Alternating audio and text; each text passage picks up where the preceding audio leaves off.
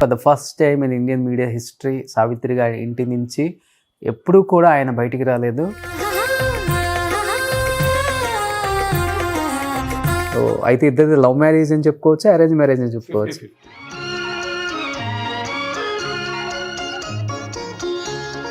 అప్పుడులో చెప్పేవాళ్ళు చాలామంది, అప్పుడులోనే ఫస్ట్ వెండితో స్విమ్మింగ్ పూల్ కట్టించిన ఏకైక నటి అంటారు. వాస్తవం అమ్మది.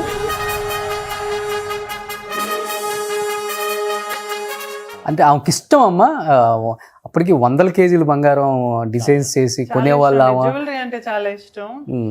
రిబ్బన్ ఉంటుంది కదా, గాజులన్నీ రిబ్బన్ కి కట్టి ఇలా పెట్టేది. అందుకనే ఇన్కమ్ ట్యాక్స్ వాళ్ళు ముందు దాని మీదే పడతారు. అంత ఇష్టమైన ఇల్లు, కొన్ని 100 కేజీల బంగారం ఒక్కసారిగా మన కళ్ళ ముందు పోతున్నప్పుడు అమ్మని దగ్గర నుంచి చూసారు, సినిమాల్లో కూడా చూపించారు. అప్సెట్ అయిందండి అమ్మ బాగా. కూతురికి కొడుక్కి మాకిచ్చిన ఆస్తులు అనేవి ఉన్నాయమ్మా చివరి రోజులకి. మమ్మల్ని రెంట్ కట్టమన్నారు మేము ఉండే సొంత ఇంటికి. అయ్యో. కేవలం జెమినీ గణేషన్ గారి వల్ల సావిత్రి గారికి తాగుడుకు బానిస అయిపోయి తాగి తాగి డయాబెటిక్ లెవెల్స్ పెరిగిపోయి చివరాఖరి కోమలోకి వెళ్ళిపోయి చనిపోయారా? నువ్వు తీసుకునే డెసిషన్స్ లైఫ్ లో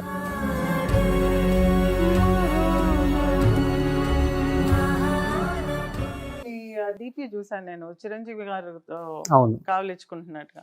ఆయన ఇంటికి వెళ్ళినప్పుడు ఒకసారి అమ్మ ఒక్క నిమిషం ఉండు అని చెప్పి పైకి వెళ్ళి అమ్మ ఫోటో తీసుకొచ్చి చూపించారు. ఏంటంటే బెడ్రూమ్ లో నేను పొద్దున్నే కళ్ళు తెరవగానే నాకు అమ్మ ఫోటో కనిపించింది. Hi hello, welcome to Suman TV. నేను మీ రోషన్. ప్రెసెంట్ మనం మహానటి సావిత్రి గారి కూతురు ఇంట్లో ఉన్నాం. కూతురు ఇంట్లో కన్నా కూడా ఈసారి అల్లుడు కూడా యాడ్ అవుతున్నారు కాబట్టి అల్లుడు గారి ఇంట్లో ఉన్నాం అని చెప్పుకోవడం గౌరవంగా ఉంటుంది నాకు కూడా. ఎందుకంటే for the first time in Indian media history Savitri గారి ఇంటి నుంచి ఎప్పుడూ కూడా ఆయన బయటికి రాలేదు. మొట్టమొదటిగా అల్లుడు గారి ఇంటర్వ్యూ సుమన్ టీవీకి ఇవ్వటం నిజంగా నేను చాలా హ్యాపీగా ఫీల్ అయ్యాను. ఆయన ఓకే అనగానే అసలు ముందు ఈ ఇంట్రడక్షన్ అనేది అనవసరం, ముందు స్టార్ట్ చేద్దాం అనిపించింది, బట్ ఫార్మాలిటీ కాబట్టి స్టార్ట్ చేశాను. అండ్ ఫస్ట్ ఆఫ్ ఆల్ అమ్మా, సార్ నమస్కారం, thank you so much accept చేసినందుకు. అండ్ విజయ చాముండేశ్వరి గారు థ్యాంక్ యూ సో మచ్ అండి. చాలా ఆనందంగా ఉంది, చాలా గర్వంగా ఉంది, కొంచెం అలా ఫీల్ అవుతున్నాను అనమాట. ఈ ఇంట్లో కూర్చోగలిగాను నేను ఇన్ని సంవత్సరాల తర్వాత. ఎందుకంటే ఎప్పటి నుంచి అడుగుతున్నాను మిమ్మల్ని, బట్ ఎప్పుడు రావట్లేదండి. వద్దండి. అవును, అవాయిడ్ చేశారు. And first of all and ముందుగానే సంక్రాంతి శుభాకాంక్షలు. ఈ సంక్రాంతికి మీ ఇంటర్వ్యూతో పండగ చేసుకునే ఇల్లు ఎన్నో ఉంటాయి. మా ఇద్దరు తరఫున, నా తరఫున మొదటిసారిగా కాబట్టి ఓకే, సంక్రాంతి శుభాకాంక్షలు మీకు, మీ టీవీ సుమన్ టీవీకి, ఓకే అందరికి. సార్ మీ పేరేంటి సార్? గోవిందరావు. సో మీరు వచ్చేసరికి సావిత్రి గారికి సొంత మేనల్లుడు అవుతారు అంతే కదా? అయితే ఇద్దరిది లవ్ మ్యారేజ్ అని చెప్పుకోవచ్చు, అరేంజ్ మ్యారేజ్ అని చెప్పుకోవచ్చు. లవ్ యాక్సెప్టెడ్ బై పేరెంట్స్ కాబట్టి ఓకే, వాళ్ళ యాక్సెప్టెన్స్ జరిగింది కాబట్టి 50-50. సూపర్. అందులో నా క్వాలిఫికేషన్ ఏంటంటే ఆమెకు మేనల్లుడు కావడమే. అల్లుడు కావడం అంటే మేనల్లుడు కాబట్టి అల్లుడు అయిపోయాను. అవును. విజయ చాముండేశ్వరి గారు క్వాలిఫికేషన్ అది ఒకటే కాదండి, నమ్మకం. అమ్మకి నమ్మకం, ఆయన చేతుల్లో పెడితే మా అమ్మాయి బాగుంటుంది అని చెప్పి. ఓకే, అది మెయిన్. అది చిన్నప్పటి నుంచి చూస్తున్నారు కాబట్టి అమ్మ. సో ఎనీహౌ, ఎందుకంటే ముందుగా మీకు కంగ్రాచులేషన్స్ చెప్పాలి. అంటే ఇన్ని సంవత్సరాలు అయిపోయినా కానీ సావిత్రి గారు అనే ఒక పేరు చెరిగిపోకుండా అందరి మధ్యలో అలానే ఉండిపోయింది. మహానటి సావిత్రి సినిమా వచ్చింది కాబట్టి చెరిగిపోకుండా ఉందా అంటే కానే కాదు. ఇప్పటికీ సావిత్రి గారు అంటే ఈ జనరేషన్కి కూడా ఆమె కదా, అలాంటి నటి కదా, మళ్ళీ పుట్టరు కదా, పుట్టినా ఇలాంటి వాళ్ళని మళ్ళీ తెర మీద చూడగలమా, ఎన్ని పారామీటర్స్ అన్నీ ఒక్కసారిగా అందరు మైండ్లోకి వచ్చేస్తాయి. ఇవన్నీ వింటున్నప్పుడు ఏమనిపిస్తుంది? బరువు అనిపిస్తుందా, బాధ్యత అనిపిస్తుందా? ఇంకా మీకు బరువు కాదు, బాధ్యత కాదండి, ఇది ఒక రకమైన అఫెక్షన్. మీరు ఆరా అంటుంటారు కదా, అలా ఒక అఫెక్షనేట్ ఆరా నా చుట్టూ తయారైపోయింది. అందుకని నేను ఎక్కడికి వెళ్ళినా ఆప్యాయత ముందు, ఆప్యాయతతో అందరూ పలకరించడం, ఎక్కడికి వెళ్ళినా అమ్మ అమ్మ అని చెప్పి పలకరించడం, అది నాకు మెయిన్గా నాకు ముందు అదేనండి. అమ్మ వల్ల నాకు నా చుట్టూ ఉన్న వాళ్ళు చాలా మంది దగ్గర నుంచి నాకు అఫెక్షన్ చాలా వచ్చింది. Lot of love and affection మీ దగ్గర నుంచి. ఎస్. ఇంకోటి ఏంటంటే గోవిందరావు గారు ముఖ్యంగా అల్లుడి కన్నా ముందు మేనల్లుడు కాబట్టి సావిత్రి గారి వైభోగం మీరు చాముండి గారి కన్నా ఇంకా దగ్గర నుండి చూశారు. ఎలా అనిపించేది ఆమె జీవిత ప్రస్థానం కానీ ఆమె లైఫ్ స్టైల్ కానీ? గృహప్రవేశం దగ్గర నుంచి నాకు మీరు చెప్పింది, ఈమె 58లో పుట్టింది ఈమె కూతురు. 55 నుంచి నాకు వాళ్ళ అక్కగారి పెండ్లైంది చెన్నైలో. ఆల్మోస్ట్ అది మిస్ అమ్మ రిలీజ్ అయిన టైం. ఓకే. చిన్నప్పుడు జ్ఞాపకం అది. తర్వాత 57లో ఆమె ఇల్లు కట్టి హబీబుల్లా రోడ్, టీ నగర్ హబీబుల్లా రోడ్లో సొంతగా ఇల్లు కట్టించి, అది నాగిరెడ్డి గారి ప్రమేయంతో దగ్గరుండి కట్టించిన ఇల్లు అది, విజయ నాగిరెడ్డి గారు, ఆమె అనుబంధం వల్ల. అప్పుడు గృహప్రవేశానికి నాకు బాగా జ్ఞాపకం అండి. ఆ రోజు నా గృహప్రవేశానికి ప్రజెంట్ కానీ ఏ ఆర్టిస్టు తమిళంలో కానీ తెలుగులో కానీ లేరు. నాకు బాగా జ్ఞాపకం, తమిళ్ మొత్తం ఇండస్ట్రీ, హీరోలు, హీరోయిన్లు, కమెడియన్లు, విలన్లు, అదే తెలుగులో నుంచి కూడా అందరూ హీరోయిన్లు అందరూ. అది కళ్ళకి కట్టినట్టుగా నాకు ఎప్పుడు మెదులుతుండేది అనమాట. ఇప్పటికి కూడా నేను పేరునే చెప్పగలను. నాకు మీకు విచిత్రంగా ఉంటుందేమో విలన్ నచ్చడం అంటే, నాకు రామారావు గారు, ఇటు నాగేశ్వరరావు గారు, శివాజీ గారు, ఎంజీఆర్ గారు అందరూ ఉన్నారు. నాకు స్ట్రైకింగ్గా జ్ఞాపకం ఉంది ఆర్ నాగేశ్వరరావు గారు. He was very young that time. ఆ సూట్లో చాలా గొప్పగా ఉండేవాడు. ఇంకా అందరూ చెప్పక్కర్లేదు, రామారావు గారి గురించి చెప్పడం అది అనేది మామూలు. అందరూ నాకు స్ట్రైకింగ్ అనమాట. అంత క్లోజ్గా ఇంప్రెస్ అయి ఉండే అప్పుడు ఆయన. దానికి రాని వాళ్ళు ఎవరూ లేరండి అప్పుడు. అప్పటి నుంచి ఆమె ఎంత నిరాడంబరంగా, చాలా నిర్భరతతో, కాన్ఫిడెన్స్ తోటి అందరినీ, ప్రతి ఒక్కరిని పలకరించి తీసుకెళ్ళి ఆమె వెంటనే వెళ్ళేవాడిని. నేను అందరిలో చిన్నవాడిని. నేను అప్పుడు వీళ్ళు ఎవరు లేరు కదా, ఆ వెంటే ఉండేవాడిని అనమాట. అప్పుడు కొందరికైతే నన్ను పరిచయం చేసేది కూడా, మా అన్నయ్య కొడుకు అని చెప్పేసి. అప్పుడే 57. ఆ తర్వాత సంవత్సరానికి పుట్టింది 58. ఆ టైంలో నేను అనుకోవడం మాయాబజార్ కూడా జరుగుతుంది, రిలీజ్ అయిన టైం 57 టైం. 57 టైంలో మాయాబజార్ టైం అన్నమాట. అప్పుడు ఆమెలో ఒక రకమైన, మగాళ్ళ గురించి రాజేసామంటారు, ఆడవాళ్ళ గురించి ఏమంటారో తెలియదు, అదొక రకమైన ఇది ఉండేది అనమాట. ఆరా, మీరు ఆరా అంటారు కాబట్టి దట్ అప్లైస్ టు హర్. అంత సింపుల్గా ఉండి, అంత పెద్ద నటీమణి అయి ఉండి, అటు తెలుగులోను ఇటు తమిళ్లోను, ఆమె ఎప్పుడు ఎక్కడ నేను ఇంత గొప్పదాన్ని అనేది ఫీల్ అయ్యేది కాదు, బయటకు ఎవరికి కనపడేది కాదు. అందుకని అప్పటి నుంచి నేను చూస్తున్న ఇది 55, 57 నుంచి చివరగా ఆమె 81లో చనిపోయేంత వరకు ఆల్మోస్ట్ నేనేంటంటే నెల్లూరులో ఉండేవాళ్ళం. మేము స్కూల్ సెలవులు వచ్చాయి కదా, 3 నెలలకి 6 నెలలకి అని. వీళ్ళ అమ్మమ్మకి నేనంటే మహా ఇష్టం, మా నాన్నకి పిన్నమ్మ ఆమె. ఇక్కడికి వచ్చేవాళ్ళు, ఆమె వచ్చేవాళ్ళు నన్ను ఇక్కడికి. ఆమె ఎంత నిజాయితీ పరురాలు, మనిషికి అన్ని క్వాలిటీలు ఒకటిలే దగ్గర ఉండడం అనేది చాలా అరుదు. పెద్ద నటీమణి అయి ఉండి, అన్ని మంచి స్వభావాలు కలిగి ఉండి, ఇక దానగుణం గురించి మహానటి వచ్చింది కాబట్టి నేను దాని మీద చరిమితి చరవణం అవుతుంది, అలా అవుతుంది చూపించారు. అంత గొప్ప మనిషి. నిన్న కెమెరామన్ గంగతో రాంబాబు అని పవన్ కళ్యాణ్ ఆ అమ్మాయి భాటియా, తమన్నా భాటియా, దానిలో మీకు ఎక్కువ అనుకోకపోతే ఆ విషయం ఒక్కటి చెప్పి వదిలేస్తాను ప్లీజ్. పవన్ కళ్యాణ్ గారు, నేను ఆర్డినరీ మనిషిని కాదు, ఎక్స్ట్రాడినరీ మనిషిని అంటుంటుంది. ఎక్స్ట్రాడినరీ ఆడదాన్ని నేను, ఎక్స్ట్రాడినరీ మనిషిని అంటుంది. చెప్పనిస్తాడు అతను. చెప్పనించి, ఇదిగో నువ్వు ఎక్స్ట్రాడినరీ మనిషిని అంటున్నావు కదా, అది కాదు, సాధారణమైన మనిషిగా ఉంటేనే అమ్మాయిలకు అందం. ఎలాగంటే సావిత్రిలాగా ఉండాలి, నువ్వు అలాగ ఉన్నావు, అందుకని నువ్వు నాకు ఇష్టం అంటాడండి. అది ఎందుకు తోచిందో ఆ రైటర్కి, ఆ సినిమాలు ఎందుకు పెట్టారో నాకు తెలియదు. మనిషి అంటే సాధారణంగా ఉండాలి, సావిత్రిలాగా ఉండాలి. నేను ఎక్కువ చెప్పక్కర్లేదు. సూపర్.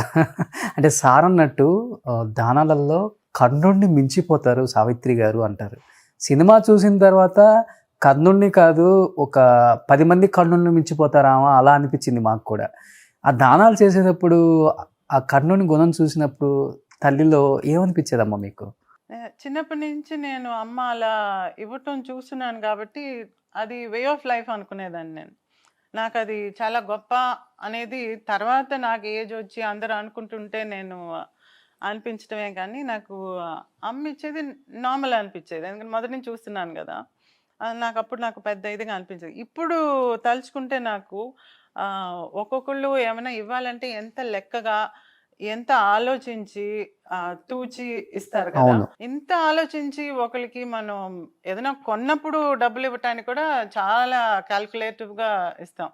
అటువంటిది అమ్మ వచ్చి అంత సాధారణంగా ఎవరైనా వచ్చి పెళ్ళి అంటే తాళిబొట్టు తీసి ఇచ్చేయటం, దాని తర్వాత పాప పుడుతుంది అంటే పాప కావాల్సింది అంత చేయటం, ఇలా ఒక్కొక్కటి అది చేస్తుంటే అవన్నీ నాకు ఇప్పుడు ఒక్కొక్కటి తలుచుకుంటే నాకు అనిపిస్తుంది అమ్మకి ఎంపథైజ్ చేసే గుణం చాలా ఎక్కువ. ఎంపతి అంటే ఇప్పుడు మీకు ఏదైనా ఒకటి వస్తుందంటే మీలోకి దూరిపోద్ది అనమాట అమ్మ. ఎమోషనల్గా దూరిపోయి అలా ఇలాగైతే ఏమేం చేయాలి అని ఆలోచించి చేసేసేదన్నమాట. సో ఆ ఎంపథైజింగ్ చాలా ఎక్కువ అమ్మ దగ్గర. అది ఎంతవరకు వెళ్ళిపోయిందంటే మెళ్ళల్లో కూడా తీసిచ్చారు. మీ సినిమాలో చూసాం కదా. అవును అవును. అంటే అమ్మ జ్యువెలరీ తనే డిజైన్ చేసేది, చాలా ఆశగా చేస్తుంది ఒక్కొక్కటి. ఓకే. కానీ ఇచ్చేటప్పుడు అరే ఇది నేను నా కోసం చేసుకున్నానే, ఇది నేను పెట్టుకోవాలి అనేది లేదు. అడిగారంటే ఇచ్చేయటం ఇంకా. అందులో ఒక హ్యాపీనెస్ అనమాట అమ్మకి, ఇవ్వటంలో ఒక హ్యాపీనెస్. బట్ ఒక వయసు వచ్చాక అనిపించిందా అదేంటి అమ్మ ఉన్నదంతా ఇచ్చేస్తూనే ఉన్నారు? నాకు చాలా రోజులు నాకు అది అనిపించలేదండి. చాలా రోజులు అనిపించలేదు ఇచ్చేస్తుంది ఏంటి అని. ఎందుకంటే మేము కూడా అలాగే అయిపోయాం కదా. ఇప్పుడు ఎవరైనా ఏదైనా అడిగితే వెంటనే ఇచ్చేయటమే. ఇప్పుడు కూడా ఆయన నన్ను కంట్రోల్ చేస్తాడు. ఆగు ఆగు. నిన్న కూడా ఓ వచ్చేసింది సావిత్రి గారి క్వాలిటీ చేతిలో దూరింది. ఇవి అంటుంది పరకాయ ప్రవేశం అంటారు. ఈ చేయికి కూడా ఆ చేతికి ఏం తక్కువ లేదు. ఉన్నంతలో ఆమె చాలా చేసింది. ఉన్నంతలో ఇవి కూడా అదే టైప్. అది చూసి చూసి మనకి ఇంబైబ్ అవుతుంది కదా. డెఫినెట్ గా అలా అయిపోయింది అనమాట. అది ఇప్పుడు జనరేషన్గా వస్తుంది అంటారే అలా. ఒకసారి మార్కెట్కి వెళ్తే ఒక చిన్న ఇన్సిడెంట్. మార్కెట్కి వెళ్ళి కాయగూరలు కొనడానికి మా అబ్బాయిని తీసుకుని పోయాను, అభినయని తీసుకుని వెళ్తే అక్కడ ఆకుకూరలు అమ్మే దగ్గర ఆకుకూర కట్టలు కొన్నాను అనమాట. కొనేసి బ్యాగ్లో వేసుకుని ఎంత అంటే అప్పుడు ఇప్పుడు 20-50 రూపాయలు అనుకోండి, అప్పుడు 10 రూపాయలు. 10 రూపాయలు అని అంటేను ఆ 10 రూపాయలు తీసి ఇచ్చాను నేను. బేరం ఆడను నేను. బేరం అంటే ఆడకూడదు అని చెప్పి, అంటే మనకంటే చిన్నోళ్ళ దగ్గర బేరం ఆడకూడదు అనేది పాలసీగా పెట్టుకున్నాను. ఇస్తుంటే వీడు అమ్మా ఇంత ఆకుకూర కొని 10 రూపాయలైనా ఇచ్చేది, ఒక 50 అన్నా ఇవ్వు అని అన్నాడు. అప్పుడు నేను తీసి ఇచ్చాను అనమాట. తీసి ఇచ్చేసి అంటే వాడిని నేను డిస్కరేజ్ చేయకూడదు కదా, వాడు దీంతో చెప్పారనేది తెలియదు. తర్వాత కార్లో కూర్చున్న తర్వాత అడిగాను ఎందుకు ఇవ్వమన్నావు అని అంటే, అమ్మ మన దగ్గర ఉంది కదా, వాళ్ళకి లేదు కదా, ఇవ్వచ్చు కదా అని అన్నాడు. సో ఇది మన ఫ్యామిలీలో అది న్యాచురల్ గా వచ్చేస్తుంది. ఆ మంచి గుణాలని మనం ఎంకరేజ్ చేయాలి. అట్ ద సేమ్ టైం అన్నట్టుగా కొంచెం కంట్రోల్ కూడా ఉండాలి. అంటే మన దీన్ని మించి ఇవ్వకూడదు. ఇచ్చే దగ్గర వాళ్ళు వర్తిటా కాదా అని కూడా చూడాలి. అది చూసేది కాదమ్మ. సో ఇటువంటి నేను ఇప్పుడు ఆలోచించి ఆ మిస్టేక్స్ మనం చేయకూడదు అని చెప్పి కొంచెం కేర్ఫుల్ గా ఉంటాను. అప్పుడు చెప్పేవాళ్ళ అత్తగారికి సార్ చేసేటప్పుడు మీరేమన్నా? నాకు అంత ఆ విషయంలో చొరవ తీసుకునేవాడిని కాదు. ఇవ్వడానికి చాలా వరకు నేను కంట్రోల్ చేశాను. అవసరమైన సందర్భాలు కొన్ని వచ్చినాయి. అప్పుడు అవసరమైన సందర్భాలు వచ్చినప్పుడు కళ్ళ ముందు కనపడుతుండేది షీఈస్ గెటింగ్ చీటెడ్ అని. ఈవెని అలుసుగా తీసుకుని చీట్ చేస్తున్నారు అనేది అది చిన్నవాళ్ళ దగ్గర నుంచి వచ్చేది కాదండి. విచిత్రం ఏంటంటే పెద్దవాళ్ళు చీట్ చేశారు ఆమె. అది మనకి మార్కెట్ ఫీల్ ఉంది కాబట్టి గ్లేరింగ్గా తెలుస్తుంటుంది. ప్లాట్ కొన్నాం అనుకోండి, దాని వల్ల మనకు బయట తిరిగే వాళ్ళకి ఈమెకి ఇప్పుడు తెలియదు, అది వేరే అనుకోండి, అది తెలుస్తుంటుంది అన్నమాట. తెలుస్తున్నప్పుడు ఈమె ఎకరాలు అమ్ముతున్నప్పుడు దాన్ని వాళ్ళు ఎదుక్కుంటున్నారు మన దగ్గర, వాళ్ళు ఏం చేయబోతున్నారు ఆలోచించేది కాదు. ఏదో అబద్ధం చెప్పి ఆమె దగ్గర తీసుకున్న వాళ్ళు దాన్ని వాళ్ళు వ్యాపారం చేసుకున్నారు అనమాట. నేను ఆపానప్పుడు వాళ్ళ ఆగల పెద్దవాళ్ళు వాళ్ళు రియల్ ఎస్టేట్ చేసుకున్నారు దాన్ని. ఆమె దగ్గర చెప్పింది మాత్రం బీద పిల్లలకి విద్యావకాశాలు కల్పించడానికి చేస్తున్నాము అని చెప్పేసి, ఇన్కమ్ ట్యాక్స్ వాళ్ళకి నగలు ఎత్తుకెళ్ళిపోతున్నారు అమ్మని. ఈ ఆ టైప్ సినిమాటిక్గా పెట్టారు కానీ ఆమె పట్టించుకోదు కాబట్టి ఈమె మీద పెట్టారు ఆ సీన్ని. ఇతను ఎప్పుడు అనేది ఆ రోజు నేను ఉన్నా వాళ్ళు తీసుకెళ్తున్నప్పుడు కూడా. కానీ ఆవిడ దీనికి ఇంత వాల్యూ అనేది కట్టేది కాదు. ఆస్తిపాస్తులకు కానీ మనిషికి విలువలను పట్టించుకునేది కానీ ఈ వస్తువుల విలువను బట్టి పట్టించుకునేది కాదు. ఇది ఎంత ఎంత ఇదైనా అది భూమి కానీ నగలు కానీ ఏదైనా కానీ ఇక క్యాష్ అయితే లెక్కలేదు. బట్ తర్వాత మనకు ఉంటుందా ఉండదో తెలియదు, అదన్నీ ఆలోచించరు. ఉండేది కాదు. 2-3 సందర్భాల్లో నేను కొంచెం గట్టిగానే ఇదయ్యాను, కొన్ని ఆపగలిగాను, అన్ని ఆపలేకపోయాను. బట్ ఆమెకి బాగా ఇష్టమైంది మాకు అర్థమైంది సినిమాలో చూసినప్పుడు లైఫ్ స్టైల్ మంచిగా బతకాలి, మంచిగా ఉండాలి, మంచి చీరలు కట్టుకోవాలి, మంచి బంగారం వేసుకోవాలి, హ్యాపీగా ఉండాలి, పిల్లలు బాగుండాలి, ఇలాంటి లైఫ్ స్టైల్ ఎక్కువ కనిపించింది. ఎందుకంటే ఆ ఇల్లు చూసినప్పుడు కానీ ఆ వైభోగం ఏంటో అర్థమైంది మా అందరికీ. అప్పుడులో చెప్పేవాళ్ళు చాలామంది, అప్పుడులోనే ఫస్ట్ వెండితో స్విమ్మింగ్ పూల్ కట్టించిన ఏకైక నటి అంటారు. వాస్తవం అమ్మది? వెండి కాదు, వెండితో కాదు, పెద్ద స్విమ్మింగ్ పూల్ అండి. చాలా వెండి అనేది వాడరు మామూలుగా. నా ఉద్దేశం దానికంటే విలువైన వస్తువులు తెప్పించి బాంబే నుంచి కట్టించింది ఆమె. అలాంటి స్విమ్మింగ్ లో వాడిన చిప్స్ ఉన్నాయి, ఏమి చిన్నదప్పుడు వీళ్ళందరికీ అక్కడే స్విమ్మింగ్ నేర్చుకున్నారు. ఆ చిప్స్ ప్రత్యేకంగా బాంబే నుంచి ఆర్డర్ చేసి తెప్పించి, అది జీడి పిక్క ఉంటుంది చూసారా, ఆ షేప్లో ఉండేది, జీడి గింజ ఆ షేప్లో కట్టించింది అనమాట. ఆ రోజుల్లో ఆ మాదిరిగా ఎవరు కట్టించేవాళ్ళు కాదు, ఏదో రెక్టాంగులర్గా కట్టించేవాళ్ళు, స్క్వేర్గా ఉండే. కానీ అంత ఏదైనా సరే అందంగా ఉండాలి, పర్ఫెక్షన్ ఉండాలి ఆమె లైఫ్లో ఏదైనా సరే. అది ఇంకెవరి దగ్గర ఉండకూడదు అనేది చెప్పలేం, కానీ అందంగా బాగుండాలి తను. అది ఈమెకు వచ్చింది. యోగా చేస్తుంటుంది, ఏదో ఎక్సర్సైజ్ చెప్తుంటుంది, ఏదైనా సరే పర్ఫెక్షన్, అంత ఇదిగా ఉండేది. అప్పుడులోనే ఎక్కడి నుంచో వచ్చి చూసి వెళ్ళిపోయేవాళ్ళు ఆ ఇంటిని. అలాంటి డిజైన్తో కట్టించారు, కొన్ని కోట్లు పెట్టి కట్టారు ఆ రోజుల్లో అనేవాళ్ళు. వెళ్ళి 62వ సంవత్సరం, అది 1962. ఆ సంవత్సరం ఆమె దగ్గరగా 20 సినిమాలు ఏమో చేసిందట. 1962 చాలా దాన ధర్మాలు చేసింది. మా నాన్నగారు ఊర్లో వడ్డివారిపాలెం అనే రేపల్లి దగ్గర, గుంటూరు జిల్లా, అక్కడ స్కూల్ కూడా కట్టించింది ఆమె. ఎక్కడో ఉండే మారుమూల గ్రామంలో, అది చుట్టుపక్కల ఉండే వాళ్ళందరికీ విద్యా సౌకర్యం కలిగి దానిలో ఉండేవాళ్ళు పెద్ద పెద్దవాళ్ళు అయి ఉన్నారు. ఇప్పుడు చాలా మంచి స్కూల్. ఆ టైంలో అక్కడ భారతీయార్ విళ ఆ ఉత్సవం జరిగినప్పుడు ఆయన పేరుతోటి, అంటే ఆయన మీద ఉండే అభిమానం, దానికి ఒక రకంగా ఎడ్యుకేట్ చేసింది కూడా వీళ్ళ నాన్నగారు ఆమెని. అన్నిట్లో సినిమా విషయంలో ఆమె ఎంత దెట్టో, మిగతా విషయాల్లో ఆయన చాలా విజ్ఞానవంతుడు, వెరీ ఇంటెలిజెంట్, వెరీ నాలెడ్జబుల్, అన్ని రకాల వాటిల్లో ప్రవేశం ఉంది ఆయన. దాన్ని చెప్పిన ఇంప్రెస్ అయ్యి అక్కడ దానికైనా మొత్తం ఖర్చు ఆమె పెట్టుకుంది. ఆ ఉత్సవాలకైన ఖర్చు మొత్తం ఆమె పెట్టుకుంది. అక్కడ పేదవాళ్ళని అడిగిందట, వచ్చిన వాళ్ళు మీకేం కావాలి సౌకర్యం అని అడిగితే, మాకు మంచినీళ్ళు లేవని, ఇక్కడ నాకు మంచినీళ్ళ వసతి చేసి పెట్టమంటే ట్యాంక్ కట్టించింది ఆమె. దాని మీద ఇప్పటికీ సావిత్రి గణేష్ పేరు ఉంటుంది అనమాట. ఎక్కడ రాజుగారి ప్యాలెస్కి అక్కడికి ఎలా వచ్చిందంటే, ఆ ఊళ్ళో రాజుగారి ప్యాలెస్కి ఎటు వెళ్ళాలంటే ఆ మూల మీదకి వెళ్తే సావిత్రి గారి పేరుతో వాటర్ ట్యాంక్ ఉంటుంది, అక్కడి నుంచి కుడి చేతి పక్కకి వెళ్తూ ఉంటుంది అని తెలియదు. అక్కడ ఉన్నవాళ్ళు నాకు 2-3 ఫ్రెండ్స్ ఉన్నారు. వాళ్ళు ఇవి వేస్తారు కదా, రెడ్గా మ్యాట్స్ వేస్తారు, గ్రీన్గా కార్పెట్స్ వేస్తే, వీళ్ళ ఫాదర్ మదర్ ఇద్దరు నడిచి వెళ్ళిన తర్వాత వెనకాల కుర్రవాళ్ళు ఏరుకుంటూ బంగారం ఉంటుందని చెప్పి ఏరుకుంటూ దొరుకుతుందో అని పరిగెట్టేవాళ్ళు. మీరు ఇందాక స్విమ్మింగ్ పూల్కి వెళ్ళన్నారు కాబట్టి అది చెప్తాను అనమాట. అంటే దాన్ని మీరు అన్నారే వైభోగం అనేది ఆమె దగ్గర అంత ఇదిగా కనపడింది అంట. బంగారం కోసం వెతుకుతూ వెళ్ళేవాడిని మేము, పరిగెట్టేవాళ్ళం అప్పుడు వెనకాల ఆ మ్యాట్స్ మీద అని చెప్పి. అంటే ఆమెకి ఇష్టం అమ్మ, అప్పటికి 100 కేజీలు బంగారం డిజైన్స్ చేసి కొనేవాళ్ళ. జ్యువెలరీ అంటే చాలా ఇష్టం, అందులో గోల్డ్ జ్యువెలరీ అంటే చాలా ఇష్టం. జ్యువెల్ షాప్ ఓపెనింగ్కి వెళ్తే అమ్మని పర్టికులర్గా పిలిస్తే అక్కడ బిగినింగ్లో మంచి బిజినెస్ ఇవ్వాలి కదా, అందుకని అక్కడ తెగ కొనేసేది అనమాట, అన్ని అందరికి తగిలిచ్చేసేది కొనేసి.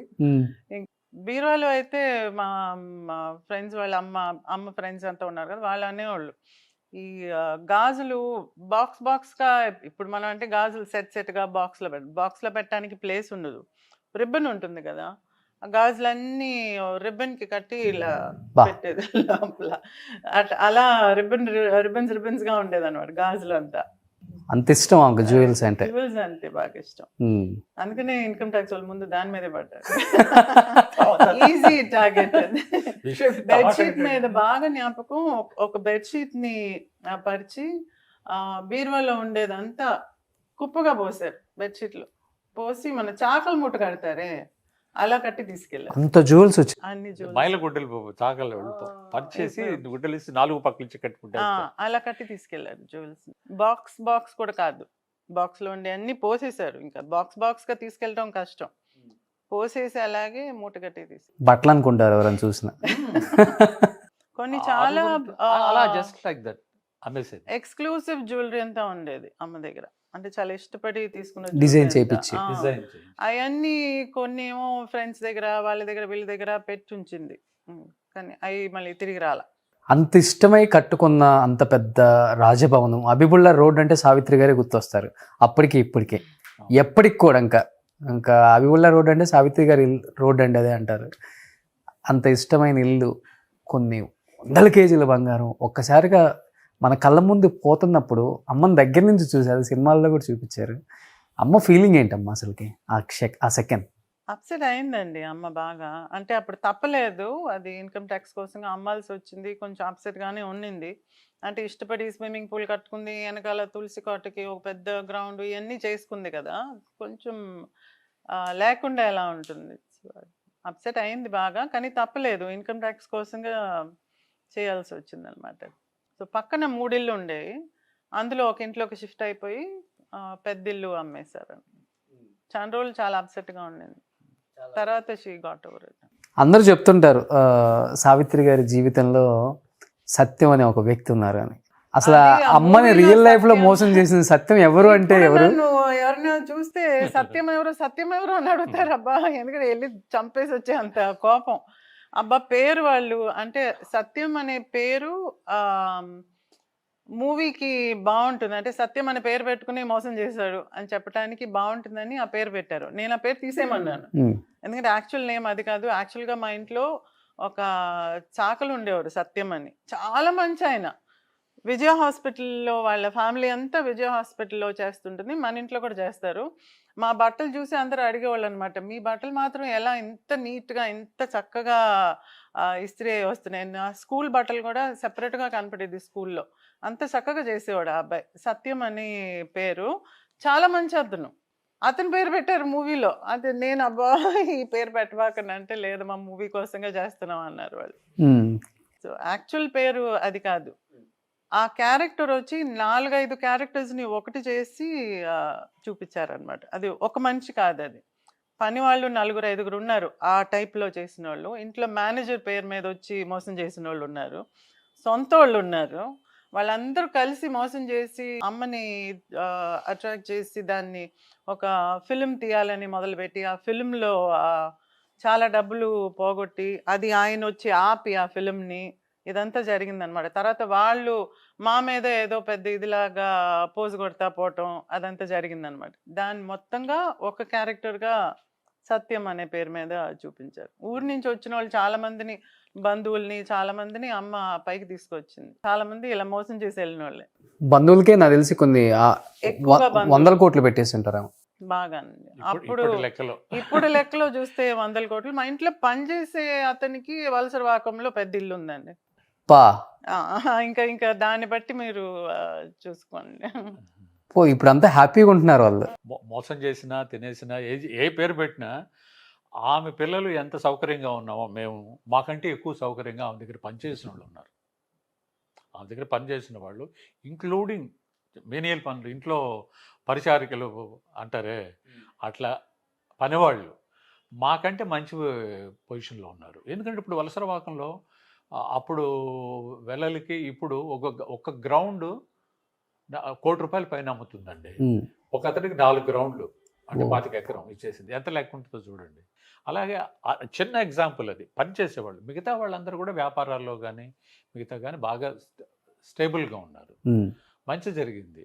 ఒకటండి, ఇప్పుడు ఆయన అన్నట్టుగా ఒకళ్ళని తీసుకుని వచ్చి వాళ్ళని స్టెబిలైజ్ చేసినప్పుడు అతను వచ్చి వాళ్ళ ఫ్యామిలీ మొత్తాన్ని తీసుకుని వచ్చి స్టెబిలైజ్ చేశారు.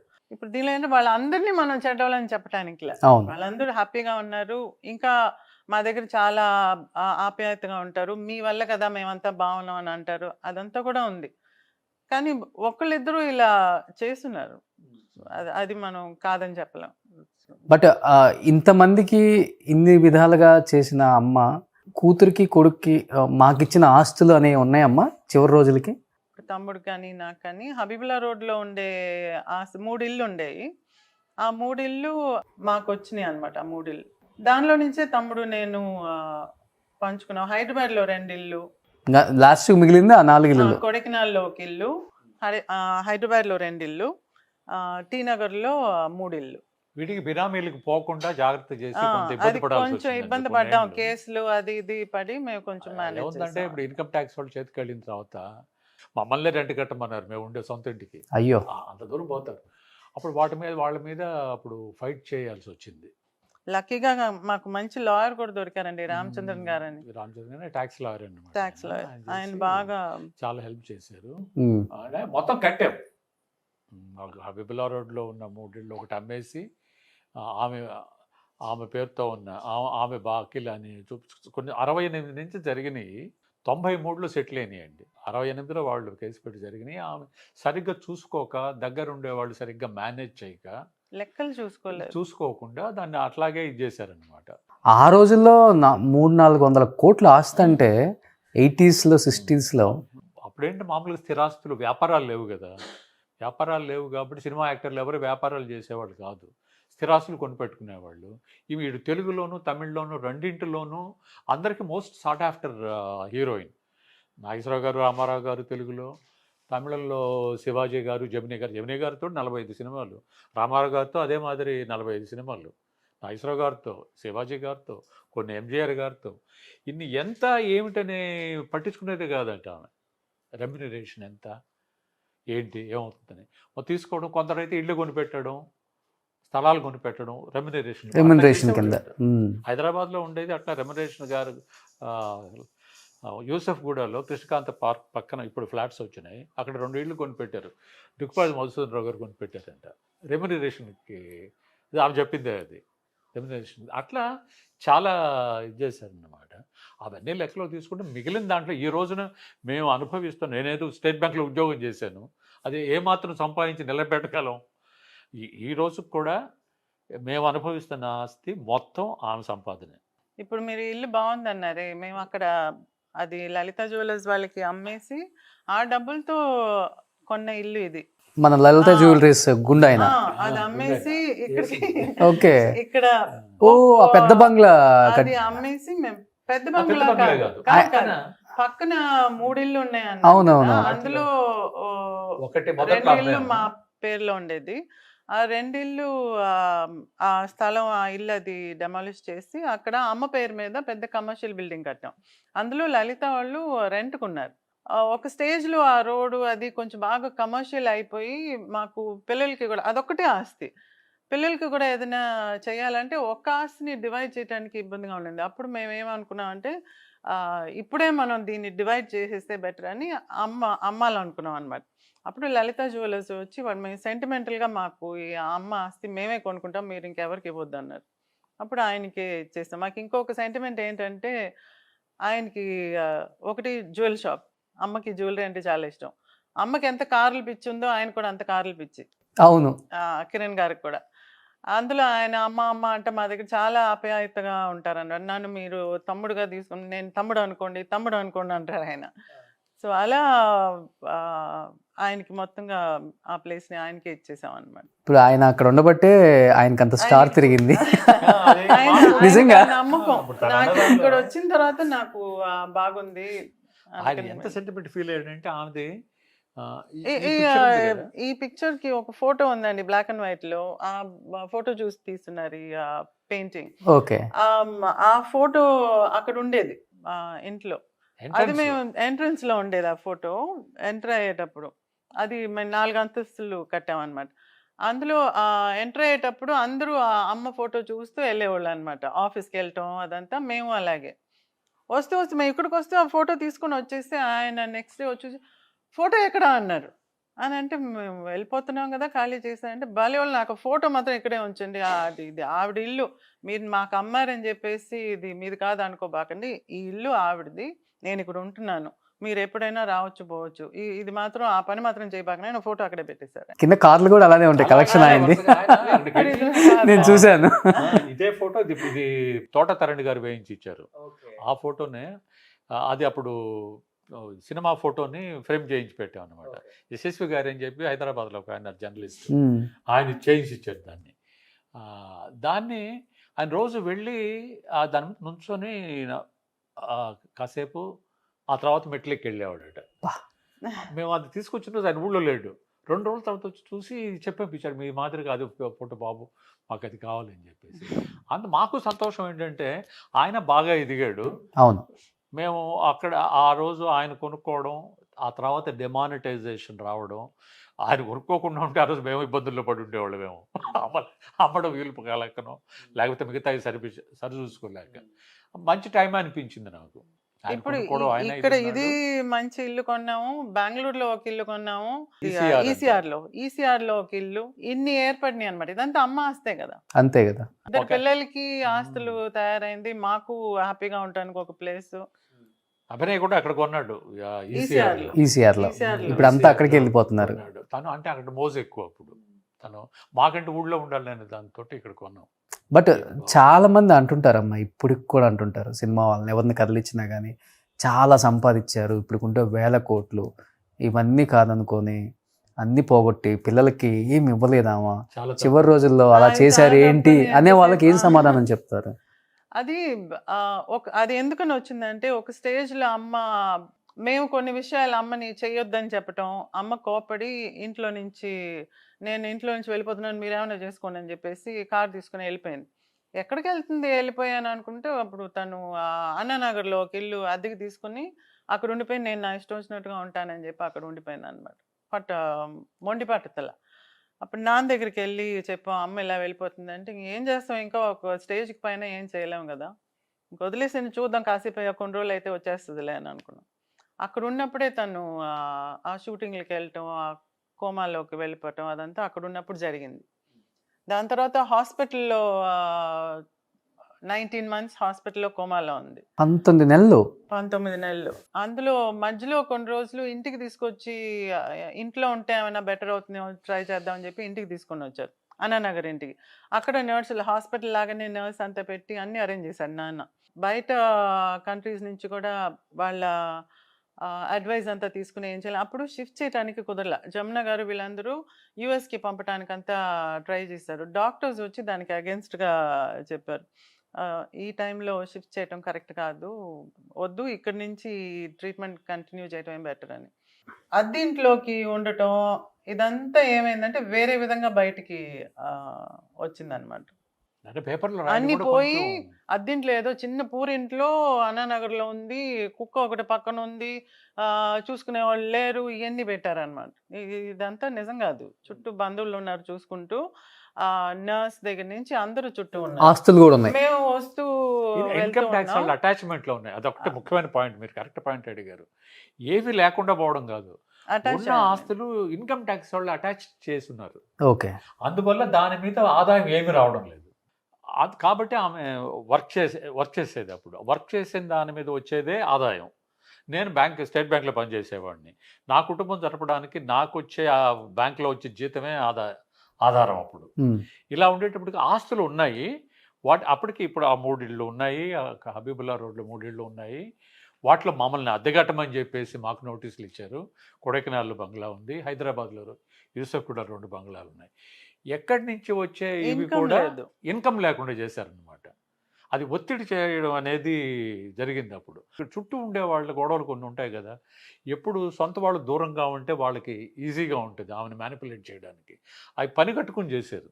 తనని నన్ను కన్నా దూరంగా పెడితే వాళ్ళ పనులు సక్రమంగా జరిగిపోతాయి, లేకపోతే వాళ్ళకి అవకాశం ఉండదు. అలాంటివి చేశారు. మేము కొంతకాలం వదిలేసి కొంతకాలం వదలలేక మంత్రం పడుతూ చివరికి ఇన్కమ్ ట్యాక్స్ వాళ్ళతోటి సంప్రదింపులు జరిపి దాని మీద ప్రొసీడ్ అయిన తర్వాత అటాచ్మెంట్లు అంతా ఇవ్వయేటప్పటికి ఆమె పోయింది.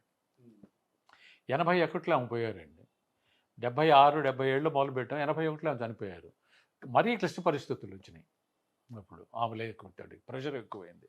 అప్పుడు సమాధానం, కాంప్రమైజ్ అంటాం కదా, వాళ్ళతో పోయి కొన్నాళ్ళు పట్టింది. దానికి వాళ్ళే సజెస్ట్ చేశారు, వీటి మీద కన్నా మీరు ప్రొసీడ్ అయితే బయటపడడానికి అవకాశం ఉంది అని చెప్పి చేసింది. వాళ్ళు చెప్పినట్టుగానే చేసి ఆ ఇల్లు కట్టాలంటే కూడా అటాచ్ అయి ఉన్నాయి కదా, ఎలా అమ్మేసి కడతాం. అప్పుడు లక్కీగా ఆయన ఉషారెడ్డి వాళ్ళ నాన్న, ఆయన ఒక అతను వచ్చి నమ్మకం మీద ఇల్లు తీసుకున్నారనమాట. కన్సల్టెంట్, ఆయన ఇన్కమ్ ట్యాక్స్ కన్సల్టెంట్, ఆయనకి పలుకుబడి ఉంది కాబట్టి ఆయన వచ్చి అటాచ్ అయిన ప్రాపర్టీని కొన్నాడు. ఆయన ఎవరు కొనరాల మామూలుగా అది చేసి ఆయన కొనటం వల్ల మాకు ట్యాక్స్ కట్టడానికి కుదిరింది. ట్యాక్స్ కట్టేటప్పటికి అన్ని ప్రాపర్టీస్ రిలీజ్ అయ్యాయి. అప్పుడు తమ్ముడికి నాకు డివైడ్ చేసుకుని. బట్ ఇన్ని 100 కోట్లు ఇన్కమ్ ట్యాక్స్ రైట్ చేయటానికి కారణం చేసిన అప్పులైతే ఆమె చేసిన అయితే అప్పులు కాదు, మోసగించిన అప్పులన్నీ. చాలా వరకు మోసగించిన అప్పులోను లెక్కలు సరిగ్గా చూసుకోక ట్యాక్స్ టైం కి కట్టకపోతే ఇంట్రెస్ట్ పెరిగిపోతుంది కదా, అలా పెరిగిపోయింది అనమాట. నాగలింగం గారని ఒక పెద్ద ఆయన ఉండేవారండి, మేనేజర్. ఆయన ఉన్నప్పుడు లెక్కలంతా చాలా బాగా చూసుకునేవారు. ఆయన వైదా రెహమాన్ గారికి కూడా మేనేజర్గా ఉండేవారు. అతను ఉన్నప్పుడు చాలా బాగా నీట్గా అన్నీ ఉండేవి. నాన్న కూడా వస్తూ ఉన్నారు కదా, ఇంట్లో నాన్న ఉండేవారు. నాన్న అంటే కొంచెం భయం ఇంట్లో వాళ్ళకి, ఎవరు ఈ బంధువులు గిందువులు అంతా ఎవరు వచ్చేవాళ్ళు కాదు. ఎప్పుడైతే వీళ్ళిద్దరు సెపరేట్ అయ్యారో ఈజీ అయిపోయింది బంధువులకు రావడానికి. They didn't make attempt to bring them together also, ఎందుకంటే దూరంగా ఉంటేనే వీళ్ళకి కుదురుతుంది. అందుకని ఇంకా ఎక్కించి అమ్మని నాన్నకు దూరంగా చేయడానికి ట్రై చేశారు, కానీ దగ్గర తీసుకురావడానికి ట్రై చేయాల. నాన్న కూడా చాలా ట్రై చేశారు దగ్గర అవటానికి, వీళ్ళు దూరంగా పెట్టేశారు అనమాట. ఒకసారి అయితే నాన్న గోడ దూకి కూడా వచ్చున్నారు అమ్మ దగ్గరికి, వీళ్ళు అలౌ చేయలేదని. అటోళ్ళని కూడా అట్ట వచ్చిన నాన్నని కూడా తరిమేస్తున్నారు అనమాట బంధువులు. అలా చేసి సెపరేట్ ఎట్టగొట్ట వీళ్ళిద్దరిని సెపరేట్ చేస్తే కానీ మనకి కుదరదని సెపరేట్ చేసేసి వీళ్ళు. బట్ మీరు చెప్పారు నాన్నది చాలా పాజిటివ్ అనిపిస్తుంది అమ్మా. బయట కొంతమంది ఆర్టిస్టులు కానీ కొంతమంది టెక్నీషియన్స్ ఒకటి చెప్తూ ఉంటారు ఎప్పుడు కూడా, సావిత్రి గారి లైఫ్ లోకి జెమినీ గణేషన్ గారు రావటమే పెద్ద మైనస్ అంటారు. ఏం చెప్తారు మీరు అసలు దానికి? ఏకీభవిస్తారా? నాన్న కాబట్టి అలా చెప్పటం కాదు, కానీ సరిగ్గా ఇల్లు మేనేజ్ చేయలేకపోవటం రీజన్ అండి దానికి. సెకండ్ వైఫ్గా రాని, థర్డ్ వైఫ్గా రాని, ఎన్ని వైఫ్స్ అన్నా కానివ్వండి, ఇది ఇప్పుడు నార్మల్ అయిపోయింది. అలా వచ్చినప్పుడు ఇద్దరు హ్యాపీగా ఉండటం పెద్ద ఇంప్రాబబుల్ ఏం కాదు. అది ఇంట్లో సరిగ్గా ఉండాలి, ఇంట్లో వాళ్ళు సపోర్టివ్గా ఉండాలి. అలా కాకుండా అమ్మ వచ్చి చాలా బిజీ కదా, పొద్దున్న వెళ్తే ఎప్పుడో రాత్రి వచ్చేది, ఇంట్లో ఏం జరుగుతుంది అనేది అమ్మకు తెలియదు. మా అమ్మమ్మ ఉన్నంత వరకు కొంచెం కంట్రోల్ ఉండేది. అమ్మమ్మ ఆస్మా పేషెంట్, తను చనిపోయిన తర్వాత ఇల్లు చూసుకోవడానికి ఒకళ్ళు ఉండాలి కదా, హౌస్ కీపింగ్ అంటూ జరగాలి కదా, చూసుకోవడానికి ఎవరు లేరు. వచ్చిన బంధువులందరూ వాళ్ళు మింగి వాళ్ళకి కావాల్సినవి తీసుకెళ్ళటమే కానీ ఇంటిని చక్కబెట్టేవాళ్ళు ఎవరు లేరు. మేమేమో చిన్నపిల్లలం, మేము స్కూల్కి వెళ్తున్నాం వస్తున్నాం, మాకేం జరిగేది మాకు తెలీదు. చాలామంది వచ్చేవాళ్ళు పోయేవాళ్ళు, భోజనం చేసేవాళ్ళు వెళ్ళేవాళ్ళు, మాకు అసలు తెలీదు. ఎంత ఆస్తి అయినా కరిగిపోతుంది కదా అలా ఉంటే. సో మేనేజ్మెంట్ లేదు. సినిమాల మీద వచ్చిన నష్టాలు కూడా ఉన్నాయండి. అవేంటంటే చాలా వ్యత్యాసం చూస్తే అంత ఇంటెలిజెంట్గా చేయాలి ఆయన కానీ ఆమె కానీ. భానుమతి గారు, అంజలి గారు సినిమాలు తీశారు, చాలా ప్రేమ్గా ఉన్నప్పుడు తీశారు. భానుమతి గారు అయితే స్టూడియో కూడా కట్టించారు, ఎవరికి తగ్గిపోని రీతిలో. ఇప్పుడు అమ్మకి మేనేజ్ చేసే ఇది లేదని చెప్పి నాన్నకు తెలుసు, అందుకు ఆయన అస్సలు ఒప్పుకోలే. మూవీ తీయటం అనేది నీ వల్లే కాదు, నీకుండే క్యారెక్టర్కి అది అస్సలు కుదరదు, వాళ్ళ దగ్గర నుంచి డబ్బులు తీసుకోవడం అంతా చాలా కష్టం, వద్దని అంటే వినలేదు. అది లేటర్ పార్ట్లో ఆయన కూడా చేశాడు తప్పు. ఆయన వయసు అయిపోయిన తర్వాత ఆయన కూడా సినిమాలు తీశాడు, బాలచందర్ని పెట్టి నాన్న అవనిల్లే అని. చాలా మంచి సినిమా, చాలా మంచి ఆయనకి ఏదో అవార్డు వచ్చింది కూడా, ఇంగ్లీష్ నావెల్ ని అడాప్ట్ చేసి తీశారు. డబ్బులు పోయినాయి ఆయనకి డబ్బులు పోయింది. తర్వాత ఇంకో సినిమా తీశారు, అప్పుడు బాగొట్టారు. వీళ్ళిద్దరు చేసిన తప్పు ఏంటంటే అంత పెద్ద ఆర్టిస్టుల జంట వాళ్ళు ప్రైమ్ టైంలో కన్నా ప్రొడక్షన్ పెట్టుకొని ఉంటే, నేను అందుకనే సావిత్రి మా అంజలి గారు, భానుమతి గారు అంటున్నాను. భానుమతి గారు ఏ టైంలో తీశారు, లైలా మజ్ను కానీ, బాటసారి కానీ, విప్రనారాయణ కానీ, ఎలాంటి సినిమాలు తీశారు. అంజలీదేవి గారు సువర్ణ సుందరి, స్వర్ణమంజరి, ఇలాంటి పరాశక్తి మొదట తీసిన వాళ్ళ బ్రానరే కదా. వాళ్ళందరూ ప్రైమ్ టైంలో వాళ్ళు బాగా వెలుగుతున్న టైంలో సినిమాలు తీశారు, అవి కాపాడినాయి వాళ్ళని. వీళ్ళిద్దరూ ఏం చేశారంటే భార్యాభర్త ఇద్దరు వాళ్ళ పీరియడ్ అయిపోయింది. ఇవి 70లో తీసింది. ఇది వియత్నాం వీడని శివాజీ గారును పద్మిని గారు చేశారు, బాగా పే చేసింది అది తమిళ్లో. ఆ సినిమాని వింత సంసారం అని చెప్పి జగ్గ గారిని పెట్టి తీసింది 68, 70. దాసరి నారాయణరావు గారు అసోసియేట్ దానికి. ఎవరు తప్పు లేదు దానిలో. కానీ ఆ సబ్జెక్టు ఆంధ్రాకి సంబంధించింది కాదు, ఇక్కడ బ్రాహ్మల ఇది. ఆ టైంకి ఈ పరిస్థితి అయిపోయింది. అప్పుడు 65 ఆ ప్రాంతంలో అయితే చాలా బాగుండేది దానికి. అది పోయింది.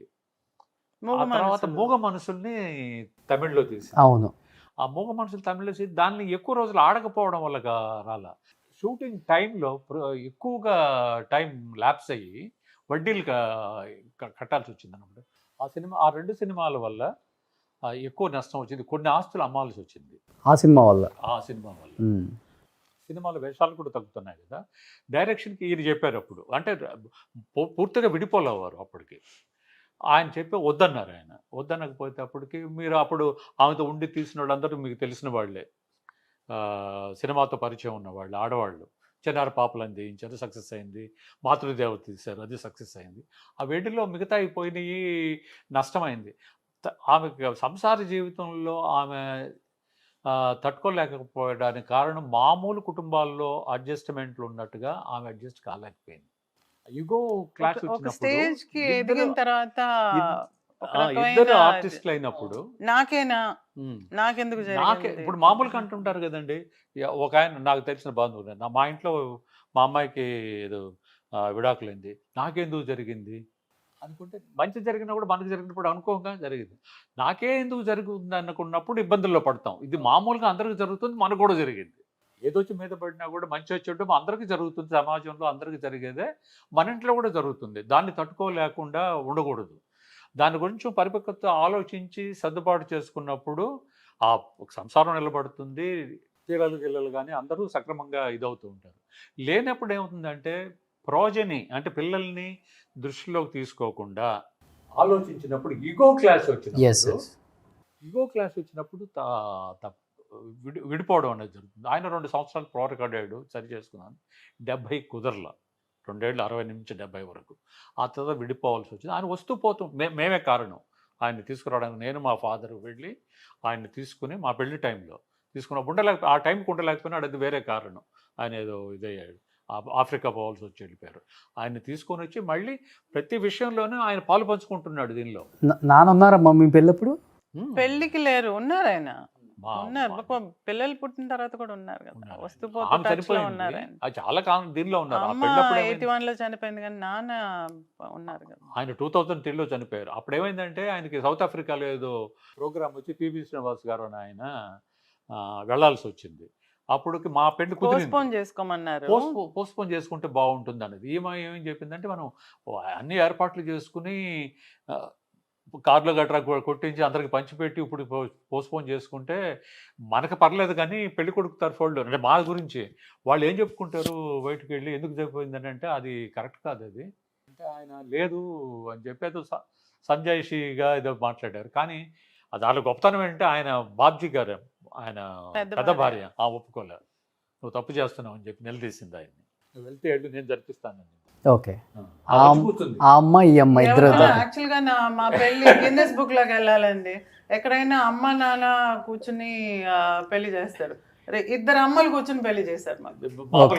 మామూలు మామూలు పదాల్లో చెప్పాలంటే సవతలు ఇద్దరు, వాళ్ళిద్దరు కూర్చుని ఎలా ఉంటది అమ్మా వాళ్ళిద్దరి మధ్య ఎలా ఉంటది అండర్స్టాండింగ్? ఇనిషియల్ గా ఏమన్నా కొంచెం అది యూజువల్ గా అందరికి ఉంటుంది, కానీ అమ్మ ఆ ఫ్యామిలీతో చాలా క్లోజ్ గా ఉండేది, ఆ పిల్లలతో. కానీ పిల్లలు మెడిసిన్ చదువుతున్నారు అక్క మణిపాల్లో. అక్కడికి మా పెద్దమ్మ ఏంటంటే కొంచెం ట్రెడిషనల్, బయటకు అంతా ఎక్కువగా వెళ్ళదు.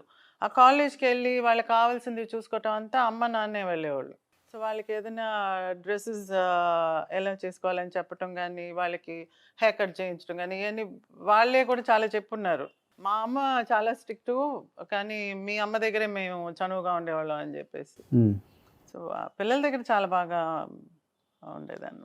వాళ్ళిద్దరు సిస్టర్స్ కూడా బాగుంటారు. తర్వాత అమ్మ పోయిన తర్వాత కూడా పెద్దమ్మ నా దగ్గర చాలా బాగుండేది. లేరని బాధపడబాక నేను ఉన్నానని చెప్పేసి.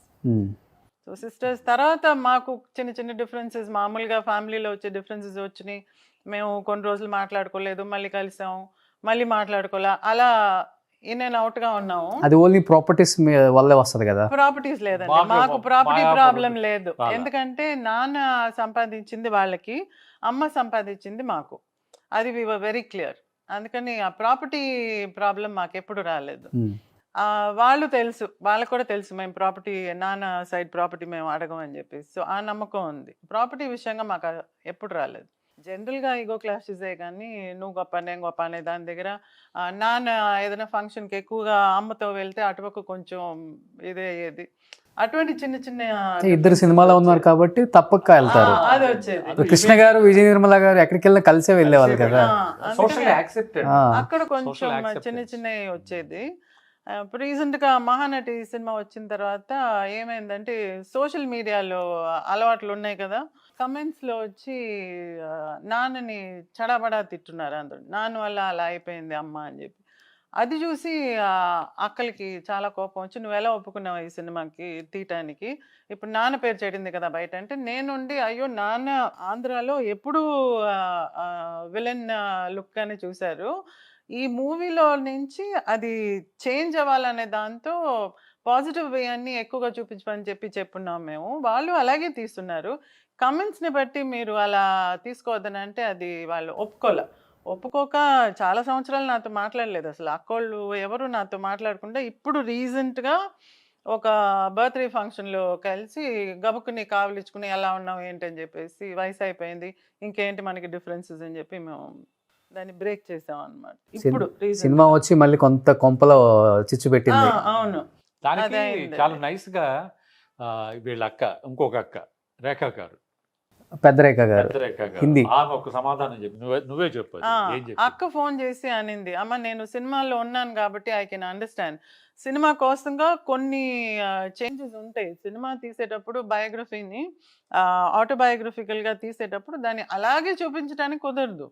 సో చిన్న చిన్న డిఫరెన్సెస్ చేస్తేనే సినిమాటిక్గా అది బాగుంటుంది. ఆ డిఫరెన్సెస్ నేను అర్థం చేసుకోగలను కానీ అక్కోళ్ళు అర్థం చేసుకోలేరు దాన్ని. అందుకని దాన్ని నువ్వు సీరియస్గా తీసుకోబాక, with time it will settle down అని చెప్పింది.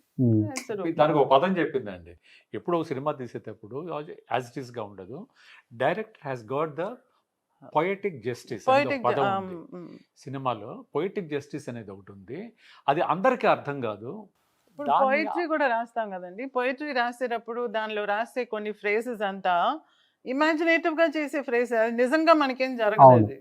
అలాగే మూవీలో కూడా పొయిటిక్ జస్టిస్ అని చెప్పి కొంచెం లీవే ఇస్తాం, కొంచెం లీవే ఇస్తారు మూవీస్ లో, which is allowed. Poetic licence అనేది, పొయిటిక్ జస్టిస్ కాదు, పొయిటిక్ లైసెన్స్ అనేది ఉంటుంది దీనిలో. అందుకని దాన్ని సీరియస్ గా అది నేను అర్థం చేసుకున్నాను, వాళ్ళకి అర్థం కావడం లేదు. బట్ వాళ్ళు అర్థం చేసుకోలేదు అంటే ఇండస్ట్రీలో లేరు కాబట్టి. బట్ వాళ్ళు అర్థం చేసుకున్న దానికి ఒక క్వశ్చన్ అయితే అడుగుతాను మేడం. ఎందుకంటే సావిత్రి గారు అంటే కట్టు బొట్టు అందరిని కట్టిపడేస్తారు, బట్ ఆమెకి ఇలాంటి అలవాటు కూడా ఉంటుందా అని సినిమా చూసిన తర్వాత మటుకు మా ఏజ్ వాళ్ళకి కూడా తెలిసింది. కేవలం జెమినీ గణేషన్ గారి వల్ల సావిత్రి గారికి తాగుడుకు బానిస అయిపోయి తాగి డయాబెటిక్ లెవెల్స్ పెరిగిపోయి చివరాఖరికి కోమలోకి వెళ్ళిపోయి చనిపోయారా అని లాస్ట్కి బాధ కూడా కలిగిస్తుంది. అది నిజమా? ఇద్దరు సోషల్ లైఫ్లో ఉండేటప్పుడు ఒక స్టేజ్లో పార్టీస్కి వెళ్ళటం తాగటం అనేది చాలా నార్మల్ అండి, ఓపెన్గా అది కామన్. కేవలం నాన్న వల్ల అలవాటు చేసుకుని అనేది లేదు, అది నాన్న వల్ల అయిందని చెప్పడం కరెక్ట్. మేమిద్దరం కూడా తాగుతామండి. తమాషాగా ఒక పార్టీకి వెళ్తే కాస్త వైనో బియరో ఒక కంపెనీ కోసంగా తీసుకుంటాం. అందుకని ఆయన వల్ల నేను తాగుడులో పడిపోయాను, లేకపోతే నా వల్ల ఆయన తాగుడుకి అలవాటు అయ్యారని చెప్పడం కరెక్ట్ కాదు కదా. అది మన ఇది నేను ఎప్పుడు ప్రతి ఒక్కరి దగ్గర చెప్తాను, మన డౌన్ఫాల్కి మనమే కారణం కానీ ఇంకొకరిని వేలెత్తి చూపించకూడదు, అది కరెక్ట్ కాదు. నువ్వు తీసుకున్న డెసిషన్స్ లైఫ్లో, నువ్వు తీసుకున్న డెసిషన్స్ వల్ల డౌన్ఫాల్ అవుతుంది కానీ ఇంకొకరి మీద ఎందుకు పెట్టడం దాన్ని. అది నాన్న కానీ ఎవరన్నా కానీ, ఒకవేళ హస్బెండ్ లేకపోతే కూడా పిల్లలు ఉన్నారు, ఆ పిల్లల్ని నేను చూసుకోవాలి అని ఒక ధీమాతో బతకాలి కానీ తాగుడికి బానిస అయిపోయి ఇది చేస్తుంటే దానికి నాన్నట కారణం అవుతారు, అది కరెక్ట్ కాదు. అది నేను ఇవాళ కూడా నేను ఎక్సర్సైజెస్ సర్టిఫికేషన్స్ చేసి యోగా కానీ, పిలాటిస్ కానీ, ఏరోబిక్స్ కానీ ఇవన్నీ సర్టిఫికేషన్స్ చేసి లేడీస్‌కి నేను ఎందుకని ఇయన్నీ నేర్పిస్తున్నానంటే ప్రొఫెషనల్‌గా నేనేదో పెద్ద గొప్ప వాళ్ళనో కాదు. నాకు అమ్మ జ్ఞాపకం వస్తుంది. జ్ఞాపకం వచ్చి కొంచెం మెంటల్‌గా కొంచెం స్ట్రాంగ్‌గా ఉండాలి కదా! అమ్మ స్ట్రాంగ్ అని అంటే నేను వీక్ అనే దాన్ని వేరే విధంగా తీసుకోబాకండి. లేడీస్‌కొచ్చి ఎక్స్‌ట్రా స్ట్రెంత్ కావాలండి మెన్‌ని హ్యాండిల్ చేయటానికి. యాహ్! మెన్‌ని హ్యాండిల్ చేయాలంటే లేడీస్ కొంచెం ఎక్స్‌ట్రా స్ట్రాంగ్‌గా ఉండాలి. ఎందుకంటే మెన్ వచ్చి బయట 4 చోట్ల తిరిగేవాళ్ళు. వాళ్ళు ఏదన్నా కారణం వల్ల లేట్‌గా ఇంటికొస్తారు. ఏదన్నా కారణం వల్ల ఒక 4 డ్రింకులు ఎక్కువ తీసుకొని తాగి ఇంటికొస్తారు. అయన్నీ పెద్దది చేసి దాన్ని నువ్వు ఇది చేసావు, అది చేసావు. ఒక లేడీతో మాట్లాడతారు ఆఫీస్‌లో. దాన్ని పెద్దది చేసావు. ఈ సీరియల్స్‌లో అంతా చూపిస్తున్నారు కదా! ఒక అమ్మాయితో మాట్లాడితే కూడా కోపం. వెంటనే డైవోర్స్ అనమాట. ఏంటంటే నువ్వు ఆ అమ్మాయితో మాట్లాడావు అని చెప్పేసి ఏదో లింకులు పెట్టేయటం. ఇటువంటి చిన్న చిన్నయన్నీ you should be able to bear చేసి ఫ్యామిలీ అంటే ఏంటి? అడ్జస్ట్ అవ్వాలి, అడాప్ట్ అవ్వాలి. రేపు నీ పిల్లలే గూడా నీకు ఎదురు తిరగొచ్చు. నీ ఓన్ సిబ్లింగ్స్ ఎదురు తిరుగుతారు. అయన్నీ ఎలా తట్టుకుంటాం స్ట్రెంత్ లేకపోతే? ఐ ఫీల్ ఒక ఫ్యామిలీలో మెయిన్ కింగ్ పిన్ వచ్చి లేడీ అండి. అవును. ఆ లేడీ లేకపోతే family goes down. Kingpin అనేది క్వీన్ బీ అనుకోండి. Okay. Yes. Queen bee. Kingpin queen bee సోమేరు బావ. Husband cannot be a kingpin at the house, only the queen. అదేంటంటే తనేంటంటే స్ట్రాంగ్‌గా ఉండాలి.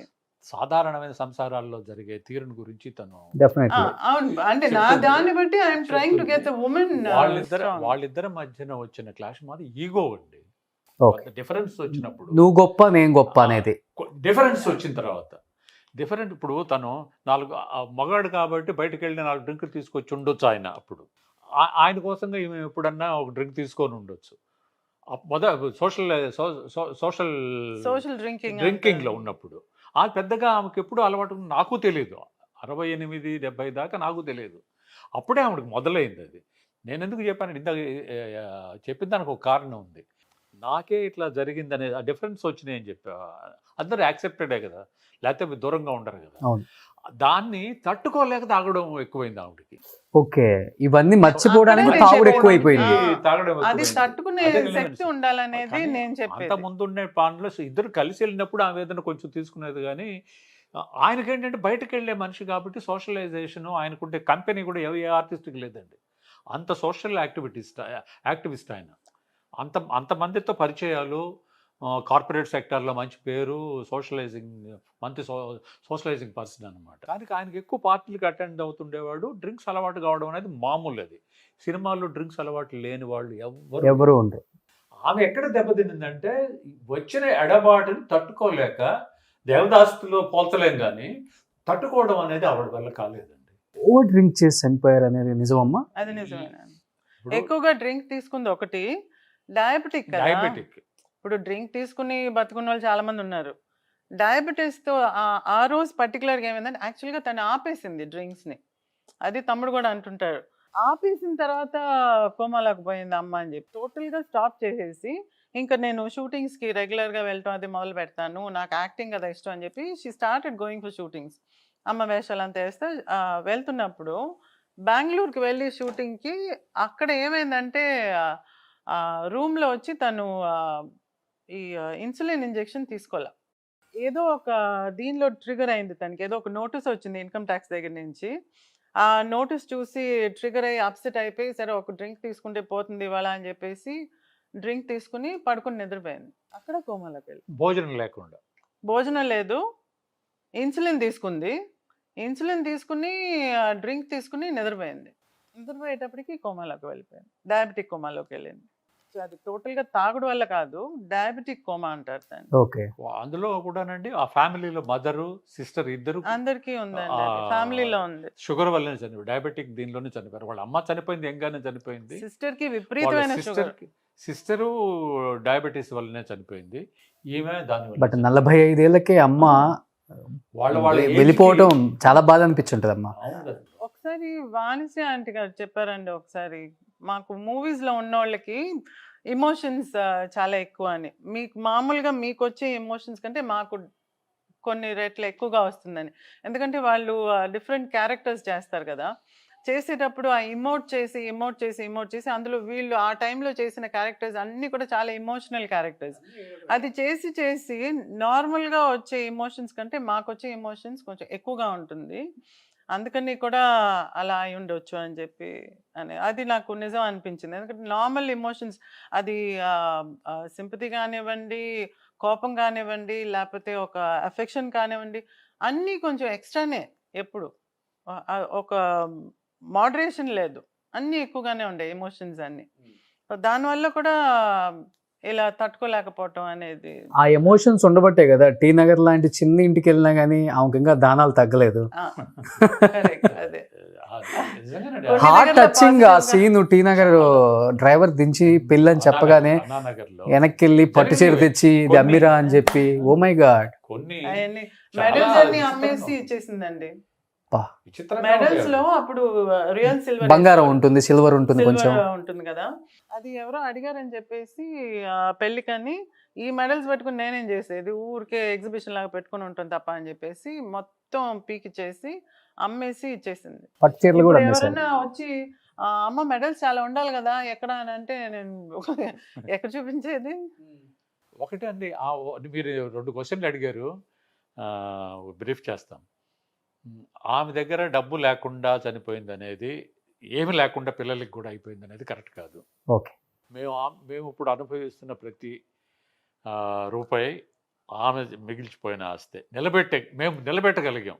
ఇన్కమ్ ట్యాక్స్లో ఆమె చూసుకోకుండా గందరగోళంగా ఉన్నదాన్ని చక్కబెట్టి వాటితోటి ఫైట్ చేసి తీసుకుని 2 పిల్లలు సుఖంగా ఉన్నారు. అది ఆమె డబ్బే పోగొట్ల. అయితే ఆమె సంపాదించిన దానిలో ఒక 10% అది 90% పోయింది. తర్వాత ఇంకోటి ఏంటంటే, ఆమె ఎప్పుడు ఎవరిని ఒక క్యారెక్టర్ అడిగి కానీ నాకు డబ్బులు కావాలని అడిగి కానీ ఎప్పుడు జరగలేదు. ఎప్పుడు ఇవ్వడమే కానీ ఎవరిని అడిగి క్యారెక్టర్ తీసుకుంది లేదు, ఎవరిని అడిగి డబ్బులు ఆశించింది లేదు. చివరికి ఆమె శ్మశానంలో ఖర్చులు కూడా ఆమె డబ్బులో నుంచి పెట్టినవే. అమ్మకి హాస్పిటల్లో ఉన్నప్పుడు ఖర్చు పెట్టిన డబ్బులంతా కూడా అమ్మదే. చాలా ఎమోషనల్ అయిపోయారు ఆయన. అమ్మ లాకర్లో అంతా డబ్బులు ఉండింది, కారు అవన్నీ ఒక్కొక్కటి అమ్మేసి హాస్పిటల్కి పెట్టారనమాట. చివరి రోజుల్లో అంతా కూడా అమ్మ డబ్బులే. అది నాన్న దానిలో హీ వాజ్ వెరీ క్లియర్, ఈ సైడ్ డబ్బులు నేను అటుపక్కకి he will not mix both. అప్పుడే అటుపక్క ఏమి ఉంచలేదు అనడం కరెక్ట్ కాదు. ఆమెకి ఇప్పుడు చెప్పింది జరిగింది కూడా కేవలం ఆమె డబ్బులే. సార్ అంత భారీగా ఉండ మనిషిని చివరి రోజుల్లో ఇంత సావిత్రి గారిని క్రిమిషన్స్ చేసేటప్పుడు ఫ్యామిలీ ఫీలింగ్ ఏంటి సార్? అసలు దగ్గర నుండి చూసారు మీరు ఆమెని? టక్కుమని పోయి ఉంటే కూడా అది ఒక రకం అండి. అది ఏడ్చి అయిపోతుంది. ఆ 19 years ఉండటం మాకు ఒక రకమైన 19 months ఉండటం ఒక రకమైన హోప్ వచ్చింది. ఒకవేళ బయటకు వస్తుందేమో అని చెప్పి 19 months కాసుకొని ఉండి దాని తర్వాత మాకు ఒక స్టేజ్ లో అప్పుడు షాక్ ట్రీట్మెంట్స్ ఇచ్చేవాళ్ళు. అది హారబుల్ అండి. పెద్ద డాక్టర్లు ఉన్నారు కదా, రామ్మూర్తి గారిని ఒక ఆయన, పి రామ్మూర్తి గారిని ఒక ఆయన ఉండేవాడు, కళ్యాణ్ రామన్ గారిని ఒక సర్జన్ ఉండేవాళ్ళు. వాళ్ళిద్దరిని ట్రీట్ చేశారు. వాళ్ళు అల్టిమేట్ సౌత్ ఇండియాలో అంత పెద్ద డాక్టర్ని ట్రీట్ చేశారు. మాకంటే పివిజి రాజు గారిని విజయనగరం ఆయన అటాక్ కోమాలోకి వెళ్ళి లండన్కి తీసుకెళ్ళి ఆ తర్వాత ఇది జరిగింది. అలాగా చేయించాలని, లండన్కి పంపించాలని కూడా ప్రయత్నం చేశాం. ఇప్పుడు ఇక్కడ నుండి డాక్టర్లు ఇద్దరు ఈ స్థితిలో ఆమెను అక్కడికి లిఫ్ట్ చేసి చేయించే ఇది లేదని చెప్పేసి ఇద్దరు రూల్ అవుట్ చేశారు. ఆమె దీని కిందనే, వాళ్ళిద్దరే ట్రీట్మెంట్ కిందనే ఉండేది. ఎలక్ట్రికల్ ట్రీట్మెంట్ అయితే మామూలుగా డయాబెటిక్స్ వచ్చిన వాళ్ళు మామూలుగా ఉండేవాళ్ళు కూడా షాక్ ట్రీట్మెంట్ అందుకని చేశారనమాట. ఈ డయాబెటిక్ కోమాలో మనిషి క్షీణించిపోవడం, అది ఆ shock treatment, electrical shock treatments ఇచ్చేటప్పటికి మనిషి అలాగే అయిపోయింది అనమాట. ఉన్నది 45 years అయితే కూడా 45 years లో completed everything and complete life అయిపోయింది తనకి. ఇటు తెలుగు 2 రాష్ట్రాల్లో కానీ ఇటు తమిళనాడులో కానీ ఎవరన్నా మా అమ్మ మా అత్తగారు అదంటే మాకు సొంతం కాదా అంటారు. మీకే కాదు మాకు కూడా సొంతం అమ్మని. ప్రతి ఇంటిలో కూడా వాళ్ళ కుటుంబంలో ఒక వ్యక్తిగా ఆమెను చూస్తారో తప్పితే ఎవరో ఆర్టిస్టు ఆమె అంత ఇది అని చెప్పే ఆరా ఉండొచ్చేమో కానీ ఆ సొంత మనిషిలాగా, కుటుంబంలో ఒక మనిషిలాగా ట్రీట్ చేసే లెవెల్కి వెళ్ళిపోయింది ఆమె. అవును అంతేందుకు మీ డిపి చూసాను నేను, చిరంజీవి గారితో అవును కావలించుకుంటున్నట్టుగా. ఆయన ఇంటికి వెళ్ళినప్పుడు ఆ, ఆయన ఒకసారి అమ్మ ఒక్క నిమిషం ఉండు అని చెప్పి పైకి వెళ్ళి అమ్మ ఫోటో తీసుకొచ్చి Oh my చూపించారు. God. ఏంటంటే బెడ్రూమ్ లో నేను పొద్దున్నే కళ్ళు తెరవగానే నాకు అమ్మ ఫోటో కనపడాలి, అందుకని అది నేను రూమ్ లో పెట్టుకుని నేను చెప్తే నువ్వు అమ్మ అందుకని నేను తీసుకొచ్చి చూపిస్తున్నాను నీకు అని చెప్పి. అప్పుడు ఆయనకి కాలు కూడా దెబ్బ తగిలి ఉండింది ఈ డాన్స్ లో ఇక్కడ బెనికి. ఆ కుంటుతూ పర్వాలేదు పర్వాలేదు అంటుంటే కూడా నేను చూపించాలని చెప్పి మెట్లెక్కి ఆ కాలుతో ఆ ఫోటో తీసుకుని వచ్చి నాకు చూపించారు ఆయన. నేను పొద్దున్నే నిద్ర లేవగానే నేను అమ్మ ఫోటో చూడాలి నేను చిరంజీవి గారిని చూస్తాను. వాళ్ళకి ఆ టైంకి వాళ్ళకి గురువు, ఈ టైంకి మాకు ఆయన గురువు. అంత ఆప్యాయత అంటే కుటుంబంలో ఒక మనిషి గాను, ఒక అమ్మగాను, అక్కగాను, చెల్లిగాను, అలా కోడలుగాను అట్లా చూశారు కానీ ఆర్టిస్ట్గా అనుకోలే ఆమెని. అంత ఇది ఇంకే ఆర్టిస్ట్ చాలా గొప్ప నటీనటులు ఉన్నారు, సొంతం చేసుకున్నది ఈమెనే. అవును, అది గట్టిగా చెప్పగలం. అమ్మన్నారు 45 సంవత్సరాలకి అన్ని చూసేశారని. ఏ కార్ వచ్చినా గానీ ఇండియాలో ఫస్ట్ చెన్నైలో అమ్మ ఇంట్లో ఉండాలంట, అది ఇష్టం బాగా. చాలా ఇష్టం, కార్లు అంటే ఎంత ఇష్టం. మనకు కూడా గొప్ప. ఇంకొక రకంగా చెప్పాలంటే కూడా ఆడాళ్లలో ఎవరంటే అల్టిమేట్ గా సావిత్రి, అది ఇదైపోయింది. మగాళ్లలో అనేటప్పటికి రామారావు గారు, నాగేశ్వరరావు గారు. తమిళనాడులో అయితే శివాజీయా, ఎంజీఆర్, జమినియా, ఇట్లా పోటీలు పడి అభిమాన సంఘాలు ఉన్నాయి. ఈమెకి అభిమాన సంఘాలు అలాంటివి ఏమి లేవు కానీ వాళ్ళలో డివిజన్ ఉంది అభిమానాల్లో. ఎంజీఆర్కి కొంత అభిమానులు, శివాజీకి కొంతమంది అభిమానులు, జమినికి కొంతమంది అభిమానులు, ఇన్ని కోట్ల మంది అందరూ కలిపి సావిత్రికి మాత్రమే అభిమానులు. అవును, ఇంతమంది హీరోలకు ఉన్న అభిమానులు అందరూ హీరోలు కూడా ఈజీగా ఫీల్ అవుతారంట ఆ రోజుల్లో. అందరికి డివైడ్ అయిపోయింది. కొన్ని కోట్ల మంది, రామారావు గారికి 2 కోట్ల మంది, 8 కోట్ల మంది ఉంటే 5 కోట్ల మంది ఆయనకి, ఇట్లా. ఇక్కడ తమిళనాడులో అట్లా. ఈమెకి మాత్రం అందరూ ఈమె ఒక అభిమానులే. మీకు ఎక్కువ ఎవరి పేరు నచ్చింది? మీకు నాగేశ్వరరావు గారు, సావిత్రి గారు, లేకపోతే ఎన్టీఆర్ గారు, సావిత్రి గారా? అలా ఇద్దరు మహానుభావులు, చాలా గొప్ప ఆర్టిస్టులు. వాళ్ళకి వీళ్ళు తక్కువ, వాళ్ళతో ఎక్కువ అనేది ఏముందండి. బట్ ఏ ప్రొడ్యూసర్ అయినా కానీ, కృష్ణ గారు కానీ, లేకపోతే నాగేశ్వరరావు గారు కానీ, ఎన్టీఆర్ గారు కానీ, ఎవరి దగ్గరికి వెళ్ళినా కానీ ఇలా సినిమా అండి, ఇలా కథ అండి, సావిత్రి గారి హీరోయిన్ అండి, డేట్లు ఇవ్వండి అంటే, మా డేట్లు కదా ముందు సావిత్రి డేట్ ఫిక్స్ చేసుకుని తర్వాత మా డేట్లు ఇచ్చేస్తాం అనేవాళ్ళంట.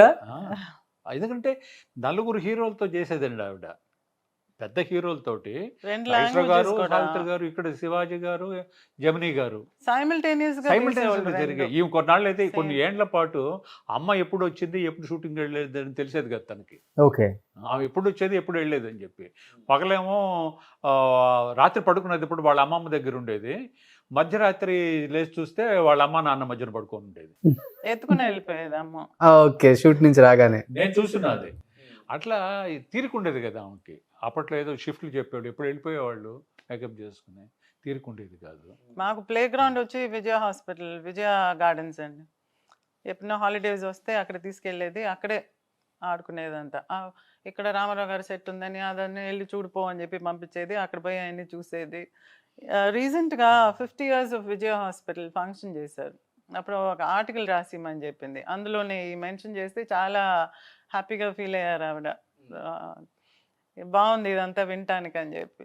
బట్ నాన్న అమ్మకి చెప్పేవాళ్ళంట కదా ఎన్టీఆర్ గారు, ఎక్కువ దానాలు చాలా ఎక్కువ చేసేస్తున్నావు, దానాలు చేయొద్దు, అట్లా అంత చెయ్యొద్దు, చెయ్యని చేయడం తీసుకోవటం అంతే, ఒకళ్ళు హర్ట్ చేయకుండా. నాగేశ్వరరావు గారి దగ్గర పోయేసి నీకు ఎంత కావాలో రాసుకునే స్థితిలో ఆమె ఎప్పుడు లేదు. నాగేశ్వరరావు గారిని ఎప్పుడు గురువు గారినే పిలిచేది ఆమె, ఎప్పుడు నాగేశ్వరరావు గారిని ఎప్పుడు పిలిచారు కదా అని చెప్పేది.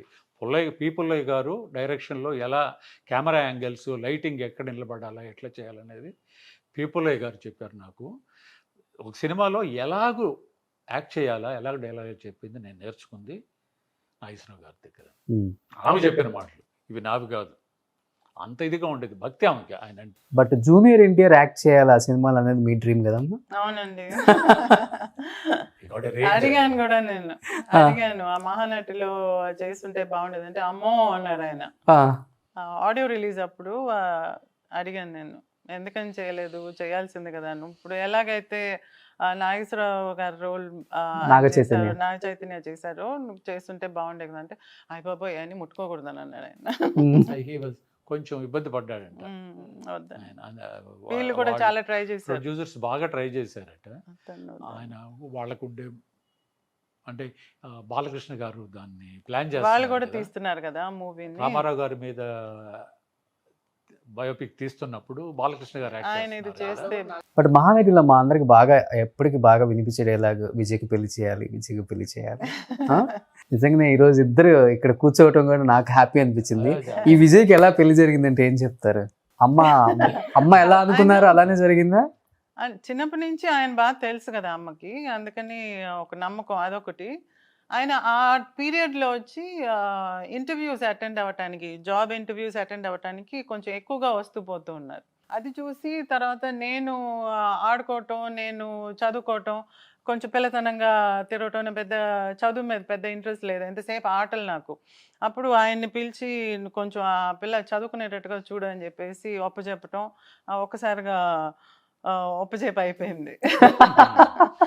అది ఇద్దరు క్లోజ్నెస్ చూసింది. కొంచెం వీళ్ళిద్దరు అయితే బాగుంటుంది అని చెప్పి అనిపించింది అమ్మ కూడా. మేము బాగా క్లోజ్గానే ఉన్నాం ఆ టైంలో. ఎవరు చెప్పినా ఆటలు అదంతా పెద్దగా వినేదాన్ని కాదు, కానీ ఆయన చెప్తే వినేదాన్ని. సో అలా అదంతా గమనించి అమ్మ అలా డిసైడ్ చేసి. ఇంట్లో పెద్దవాళ్ళు కూడానండి ఎందుకు ఆడపిల్లకి చదువు అనేది ఇంట్లో ఉండేవాళ్ళు. అప్పుడు పెద్దవాళ్ళు ఈమె పట్టించుకునేది కాదు కదా. ఎందుకు చదువు, అమ్మమ్మలు నానమ్మలు ఉండేవాళ్ళు. ఎందుకు చదువు ఏదో ఉత్తరముఖం రాసుకుంటే సరిపోదా అనే పాత రోజుల్లో ఎందుకన్నట్టుగా ఉండేవాళ్ళు. నేను పీజీ చేసి వైజాగ్ ఆంధ్ర యూనివర్సిటీలో వచ్చానప్పుడు ఉద్యోగం చూసుకుంటూ వచ్చినప్పుడు ఈ అమ్మాయికి తన ఫ్రెండ్ సర్కిల్ కానీ ఎక్కువ ఆటల్లో ఉండేవాళ్ళు, కానీ చదువు శ్రద్ధ ఉండేది కాదు. టీచర్ వస్తుండేవాడు, పోతుండేవాడు. ట్యూషన్కి వచ్చిన వాళ్ళు కూడా పట్టించుకుని అప్పుడు చూసి ఇది స్ట్రీమ్ లైన్ చేయాలనిపించి కొంచెం కూర్చోబెట్టి, నేను చదువుకుని వచ్చాను కాబట్టి నేను చాలా ఇబ్బందులు పడుతూ చదువుకుంటూ వచ్చాను. చదువు మీద యావతోటి అది ఉండి మనం ఇంత ఇబ్బంది పడి చదువుకొని వచ్చినప్పుడు ఈ అమ్మాయి చదువు లేకుండా ఇదేంటి ఇంత ఐశ్వర్యంలో ఉండే అని చెప్పి అనిపించి ఎప్పుడు ఆటలాడుతుండేవాళ్ళు. ఆ కూర్చోబెట్టి ట్యూషన్ టీచర్ని పెట్టి, తెలుగు ఒక టీచర్ని పెట్టించి, మామూలుగా మ్యాథమెటిక్స్ ఇంగ్లీష్ వాడిని పెట్టి చేయించి 8th స్టాండర్డ్ 9th స్టాండర్డ్ కానీ ఆంధ్ర మహిళా సభలో బనారస్ మెట్రిక్కి చేర్పించి, వీళ్ళ తండ ఉండేది ఒకటి 5-6 మంది చదివేవాళ్ళు కదా, ఎగురుతుండేవాళ్ళు అందరిని ఆపించేసి దానిలో బనారస్ మెట్రిక్ పెట్టించి, బనారస్ మెట్రిక్ పంపించి అక్కడ మెట్రిక్ పాస్ అయిన తర్వాత అప్పుడు మాకు పెళ్ళయిన తర్వాత మళ్ళీ పెళ్ళి అవ్వడంతో అయిపోయింది అనుకోండి. పోనీ పెళ్ళి కావడానికి సావిత్రి గారు ఒక మాట అడిగారు. అది చూశారు ఆమె, చిన్నప్పటి నుంచి చూసిన ఇది కదా, ఆమెకు ఒక నమ్మకం వచ్చింది. వీళ్ళిద్దరికి అది ఆరోగ్యం బాగోలేదని కూడా చెప్పాను కదా. నేను ఉద్యోగం అంటుంటే నీకేంట్రా ఉద్యోగం, నన్ను అప్పుడప్పుడు ఏరా అని పిలుస్తుండేవాడు. నాకంటే మా ఇద్దరికి కూడా 10-11 ఏళ్ళ తేడా. ఏంటో నువ్వు ఉద్యోగం అంటావంటే అంటే నాకు ఉద్యోగం కావాలా కానివ్వండి. నేను ఏం చేస్తావు ఉద్యోగం చేసి అంటే, నాకు ఉద్యోగం చేయకుండా ఎలాగూ భార్యను పోషించాలి కదా, ముందు ఫ్యామిలీని పోషించాలి కదా. ఎట్లాగంటే నువ్వు ఎంత ఇస్తున్నావు ఇక్కడ అంత, అప్పుడు అంతా ఆ జీతాలు నేను ఇచ్చేవాడిని, ఇంట్లో పనిచేసేవాళ్ళు 3,500 ఇచ్చేవాళ్ళండి. ఇంట్లో ఉండే మేనేజర్ దగ్గర నుంచి పనివాళ్ళ దాకా అందరికీ. ఎప్పుడు ఇది 70లో. నువ్వు ఇక్కడ నీకు జీతం ఎంత వస్తుందా అనేది 345 రూపాయలు, అంటే 5 రూపాయలు తక్కువే అప్పుడు. బ్యాంకులో జీతం 350 రూపాయలు, 3,500 ఇక్కడ ఇస్తున్నావు, 350 రూపాయలు ఉద్యోగానికి పోతానంటావేంటి నువ్వు అని చెప్పి. నాకు పోవాల్సిందని నేను చెప్పాను. నేను వెళ్ళిపోతుంటే ఇంట్లో తను మాట్లాడలేదు, ఈవెన్ మాట్లాడినవాళ్ళ, పని వాళ్ళని ఎవరిని మాట్లాడినవాళ్ళ, కారు కూడా వేయకుండా వెళ్ళిపోమనింది. నువ్వు వెళ్తానంటున్నావు కాబట్టి నువ్వు వెళ్ళి ఎవ్వరూ మాట్లాడలేదు. నేను ఒక్కడే వెళ్ళిపోయాను. ఆ తర్వాత ఆమెకి అభిప్రాయం పెరిగింది, అభిమానం, ఆప్యాయత. మరి వీడిది ఇన్ని చూసి కూడా నాకు పడలేదు, నేను చెప్పిన దానికి ఇది అవ్వలేదు, వెళ్ళిపోయాడు ఉద్యోగం అని చెప్పి, మన ఆస్తులకి ఎన్ని లొంగలేదు అనేది ఆవిడకి బాగా ఇది పడింది. అంతకుముందు ఒకటి అడిగి ఉండింది నన్ను. సినిమా అప్పుడు చిరంజీవి గారు వాళ్ళు కూడా కొత్త. ఆయన టాకింగ్ అబౌట్ 72లో మాకు నిశ్చితార్థమైంది. ఆ టైంలో దానికి ముందు అడిగింది 71లో, నీకు సినిమాలో హీరో అవ్వాలని ఉందా, నాకు అల్లుడు అవ్వాలని ఉందా అని చెప్పి. నేను ఎలా చూశాను, అది నేను ఎక్స్పెక్ట్ చేయలేము దగ్గర నుంచి ఆ మాట వస్తుంది. ముందుగా జరిగిన విషయం అది. ఏది కావాలని ఉంది నాకు సినిమా ఆలోచన లేదు, ఆమెకి అల్లుడు అవుతాననే ఇది కూడా లేదు నాకు. రెండు కొత్త. గబుక్కుని అడిగింది ఈ మాట. సినిమా నాకు ఉద్యోగం కదా అని అంటున్నానండి. నువ్వు వదిలేరా దాన్ని, సినిమా ఉద్యోగం నేను, సినిమాలో హీరో కావాలని ఉందా, నాకు అల్లుడు కావాలని ఉందా, నాకు కొంచెం టైం ఇవ్వమని చెప్పాను. టైం లేదు, గాడిద గుడ్డు లేదు, నువ్వు వెంటనే చెప్పాలి, నువ్వు వెంటనే చెప్తేనే నీ మనసులో నుంచి వస్తుంది, లేట్ అయ్యి కొద్ది బుర్రలో నుంచి వస్తుంది, నువ్వు వెంటనే చెప్పమనింది. నేను నిజం చెప్పాను. నేను సినిమా హీరో అయితే చిన్నపాటి హీరోని అవుతానేమో, అప్పుడు కూడా సావిత్రి అల్లుడు అంటాడు కానీ ఈయన అత్తగారు సావిత్రిని ఎవరు అనరు నాకు, నన్ను, కాబట్టి మీకు అల్లుడు అవ్వడమే నాకు ఇష్టం. తర్వాత కావాలంటే హీరో అవ్వచ్చు ఈజీగా. చాలా జాగ్రత్త, ఇదైతే అది లేదు, అదైతే ఇది లేదని. ఇదైతే నాకు అల్లుడైతే సినిమా లేదు, సినిమా హీరో అయితే నాకు అల్లుడే ఇది లేదు, ఏది కావాలో తెలుసుకోమని. ఓకే, అల్లుడే అట్లేదు, మన ఇష్టం అది. ఇంకా అట్లయింది. ఆ తర్వాత చదువుకోవడం, matric first class, PUC first class, BA literature first class. మీరు చెప్పండి, ఇప్పుడు చదువు రాదు ఎవరన్నారు ఈ అమ్మాయికి అని చెప్పి. బట్ అమ్మ అనుకున్నట్టు చేశారమ్మా పెళ్లి, అంత వైభోగంగా. పెళ్లి చాలా బాగా చేసింది, చాలా బాగా చేసింది. ఇంట్లో చేసేటప్పుడు ఎందుకనో ఆ మాట బయటకు వచ్చింది, సరిగ్గా చేయలేదు, చేయాలనుకుంది అని మొన్న ఎవరు అంటే విన్నా నేను, ఇలా వచ్చిందని. ఇల్లే పెద్ద కళ్యాణ మండపం, చాలా పెద్ద ఎత్తున చేశారు. శ్రీవిద్య డాన్స్ చేసింది రిసెప్షన్ కి, ఇండస్ట్రీలో వాళ్ళందరూ వచ్చారు. సో అది ఉందా పెళ్లి వీడియో ఎప్పటికి మీ దగ్గర? పెళ్లి వీడియో వైరల్ అయి ఉందండి. దీనిలో మా దగ్గర లేదు, అప్పుడు స్పూల్ కదా, ఫిల్మ్ ఉండేది, అది చాలా వరకు పోయింది. తర్వాత మళ్ళీ ఇచ్చి దాన్ని సరిచేసి చేసినప్పుడు కొంతవరకు వచ్చింది, అది ఒక 10-15 minutes ఉన్నట్టుంది. అది మీరు యూట్యూబ్ లో వేస్తే వచ్చేస్తుంది. అవునవును, చూసాను నేను కూడా. అది సినిమా దెబ్బ బయటకు వచ్చింది. మీరు పెళ్లికి కూడా పెద్ద పెట్టెకి బంగారం వెండి పంపారంట, మేము వెనకొంది పెట్టా గోవిందరావు గారు. అప్పుడంతా వెండి కదండి, అన్ని వెండిలోనే, వెండి పళ్ళెం, ఆ పళ్ళెం మధ్యలో ఒక బంగారు పువ్వు, ఇదంతా అప్పుడు. చాలా పంపేశారు ఆ అత్తగారు వెనక. బట్ మీరు చిన్నప్పుడు ఎలా చేసుకునే వాళ్ళమ్మ సంక్రాంతి అమ్మతో, పెళ్ళయిన తర్వాత అయినా? సంక్రాంతి అంటే అమ్మకి ముగ్గులేయటం, గొబ్బెమ్మలు పెట్టడం, అదంతా చాలా ఇష్టం. తను చిన్నప్పుడు విలేజెస్ లో ఎలా ఉండేదంతా జ్ఞాపకం చేసుకునేది. వీళ్ళందరూ అందరిలో ఈ గుమ్మడి పువ్వులు ఉండేదంట, పెద్ద పెద్ద, అవి కోసుకుని వచ్చేవాళ్ళంట, పావాడలు వేసుకుని వచ్చేదంట. పేడ అంతా తీసుకుని ఆ గొబ్బెమ్మలు చేయటం, దాని మీద ముగ్గులు వేయటం, బొట్లు పెట్టడం, ఇదంతా చిన్నప్పుడు చేసిందంతా మాకు చెప్పేది. మేము సిటీ లైఫ్ అని పేరే కానీ మాకు విలేజ్ లైఫ్లో ఎలా ఉండేదో అవన్నీ మాకు చేసేది. అట్ల తద్ది చేసేవాళ్ళం, ఈ వాయనాలు పుచ్చుకోవటం, అదంతా చేసేవాళ్ళం. ఇవన్నీ కూడా ఫాలో చేసేది అమ్మ ఇంట్లో. అంత పెద్ద హీరోయిన్ అయినా అమ్మ చేసేవాళ్ళు ఇక్కడ కూడా. ఊగేవాళ్ళం, ఇక్కడ నార్మల్ ఉయ్యాలే అని చెప్పేసి అవి కూడా చేసేది అనమాట. కృష్ణ జయంతికి ఉట్లు కట్టి కొట్టడం, అదంతా కూడా ఇంట్లో చేసేవాళ్ళం. పని వాళ్ళందరినీ పిలిచి వాళ్ళతో అది ఆడిచ్చేది. సంక్రాంతి ముగ్గులు అయితే ఇల్లంతా ముగ్గులే, పెద్ద పెద్ద ముగ్గులు, రాత్రే అన్ని వేసేవాళ్ళం. ఇంట్లోనే ఆవులు ఉండేవి, బర్రెలు ఉండేవి. సో మాకు అప్పుడు ఇదంతా, ఇప్పుడు పిల్లలకి చెప్తే వా అంటారు, మాకు అదంతా ఏం లేదు. మేమందరూ ఆ ఉండళ్ళు అలాగే చేసి ఆ పేడది అక్కడక్కడ అయితే కోళ్ళు మాత్రం దొడ్లో ఉండే కోళ్ళు సంక్రాంతికి ముందు ఉండేవి, తర్వాత ఉండేవి కాదు, అన్ని కనుమొస్తుంది కదా. నెక్స్ట్ సంక్రాంతి ముందు కోళ్ళు తిరుగుతుండేవి, కోడి పుంజులు, కోడి పెట్టలు. సంక్రాంతి కనుమవంగానే అవి ఉండేవి కాదు. ఇంట్లోనే గేదెలు ఈనటం, జున్ను పాలు తాగటం, ఇదంతా మాకు బాగా విలేజ్ అట్మాస్ఫియర్ ఉంది బాగా. అందులో వలసరవాకంలో పెద్ద తోట ఉండేది అమ్మకి, అక్కడ వచ్చి పొలాలు కాబట్టి వన్స్ మంత్ అక్కడికి తీసుకెళ్లేది. మేము పొలాల్లో నడిచేది, అక్కడుండే చిన్న చిన్న పీతలు, ఎండ్రకాయలు అవి తీసుకుని వచ్చి కూర వండటం, పీతలు అవన్నీ చేయటం, అదంతా కూడా మాకు విలేజ్ అట్మాస్ఫియర్ ఎక్స్పీరియన్స్ ఉంది మాకు. అది ఇష్టం, ఆ ట్రెడిషన్ ఇష్టం అమ్మకు బాగా ఇష్టం. అందులో చెరుకు కూడా ఇప్పుడు పిల్లలకి చెరుకు ఇస్తే తింటాం తెలీదు, కట్ చేసి ముక్కలు చేసి ప్లేట్లో పెట్టిస్తుంటే ఇదేంటి అని అన్నా నేను. ఏంటంటే మీకు ఎలా అంటే, నాకు ఇలా పట్టుకుని లాగే అలవాటు. అమ్మ అవునా, మీరు సిటీలో వాళ్ళు కదంటే, లేదు మాకు పంటికేసి లాగి తింటేనే తిన్నట్టు ఉంటుంది అని చెప్పి. చిన్నపిల్లలు కూడా ఆమె దగ్గర నేర్చుకోవాలండి. ఓకే, చిన్నపిల్లలు ఎలా చేయాలి, ఇలాంటివన్నీ అంత ఇదిగా చేసేదా. పెళ్ళయ్యాక మొదటి సంక్రాంతి అనేది స్పెషల్ అల్లుళ్ళకి. అత్తగారు ఎలా ట్రీట్ చేశారు ఫస్ట్ అల్లుడిని అప్పుడు? చాలా ఆమె చాలా ఇదండి ఆమెకి పద్ధతిగా. ఏమేం చేసి పెట్టారు? ఇంకా దీంట్లో అరిసెలు, బొబ్బట్లు, గారెలు. అందరికి ఇంకా తిండి అంటే చాలా ముఖ్యంగా ఇష్టం ఏంటంటే కదా. పాండ్య బజార్లో కింగ్స్ కార్నర్ అని ఒక షాప్ ఉండేది. ఓకే. అది పెద్ద పెద్ద షాప్. దానిలో దొరకని బట్టలు ఉండేవి కాదు. అక్కడికి వెళ్ళి 1/2 డజన్ బట్టలు కొనిపెట్టి తను తీసుకెళ్ళి 1/2 డజన్ జతలు. ఒక్కడు చాలదు, ఎప్పుడు ఒకటి కొంటే 1/2 డజన్ జతలు నాకు ఎక్కువగానే. అసలు ఎప్పుడు 1-2 కొనుక్కుంటాం కానీ అందులో అలాంటి షాపులో అప్పట్లో పేరు పడిన షాప్ అది. కింగ్స్ కార్నర్ అంటే 70s బయట వాళ్ళకి అంత స్పెషల్ ఉంటుంది, అల్లుడు అంటే ఎంత స్పెషల్ ఉండాలి. ఇంకా 6 జతల బట్టలు కొనేసింది. పెళ్ళికి ఒక సూట్ తెశారు.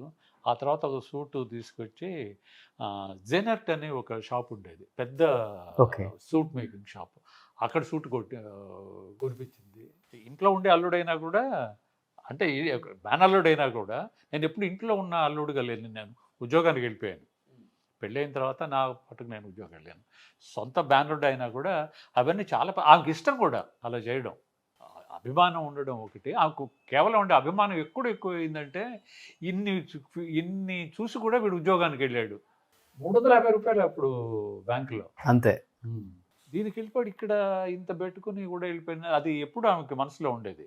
అట్లా అందుకు బాగా చేసేది. దట్టు అప్పటికి ఆమె హైయెస్ట్ రెమ్యూనరేషన్ తీసుకున్న హీరోయిన్ కదా, లక్షల్లో. హీరోకు ధీటుగా తీసుకుంటారు.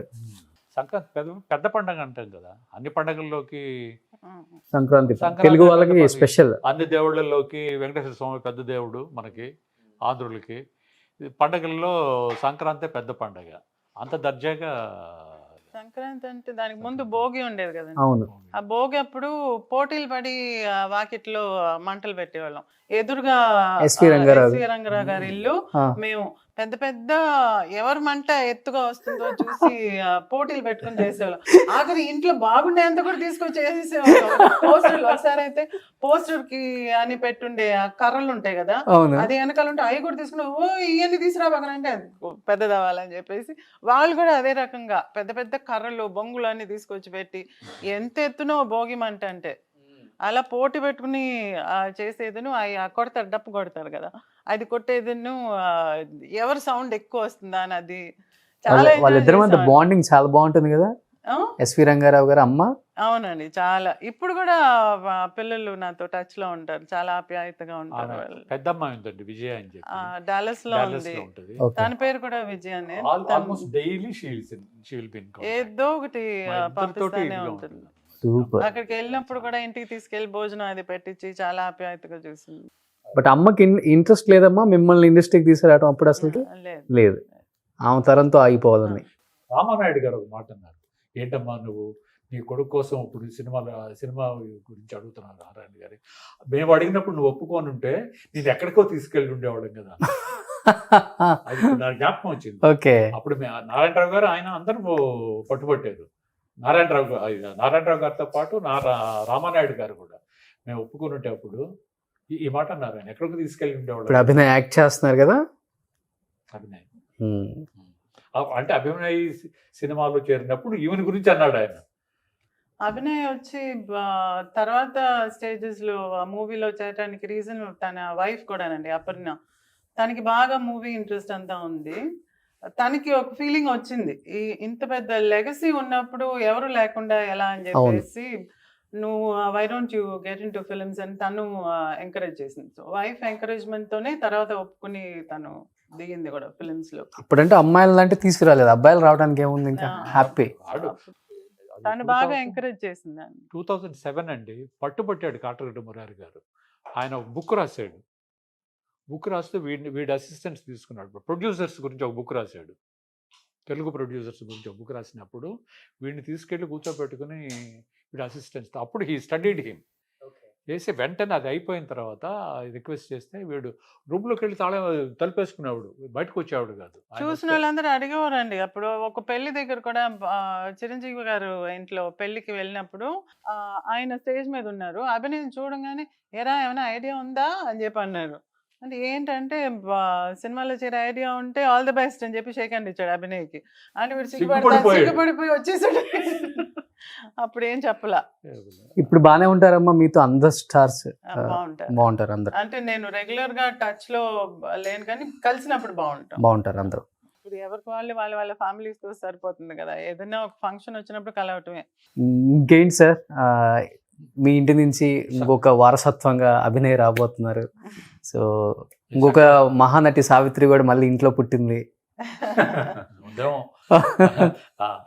ఇది ఒక జనరేషన్ తప్పించి ఇంకొకటికి వచ్చింది అంతే మరి. ఆ తర్వాత నెక్స్ట్ జనరేషన్ ఏమన్నా సావిత్రి గారి లెగసీ వస్తుందేమో చూడాలి. I would be very happy. Super. నన్ను అడిగినప్పుడు కూడా నాకు ఆ థాటే లేదు కాబట్టి ఆమె అడిగింది ఆ టైంలోనే నన్ను గురించి అడిగింది. అప్పుడు నేను లేదని చెప్పాను, ఆమె లేదని చెప్పింది. అభినయ్ వచ్చాడు, తనకు తర్వాత ఇంకొక అమ్మాయి ఉంది, ఇప్పుడు రావచ్చేమో. మా పెద్దవాడి కొడుకు సంగీతంలో బాగా కర్ణాటక సంగీతంలో ఇది చేసి ఇప్పుడు స్టేజ్ పర్ఫార్మెన్స్ ఇస్తాడు. చాలా popular. Okay. Stage December season లో కచేరీలే చేస్తారు.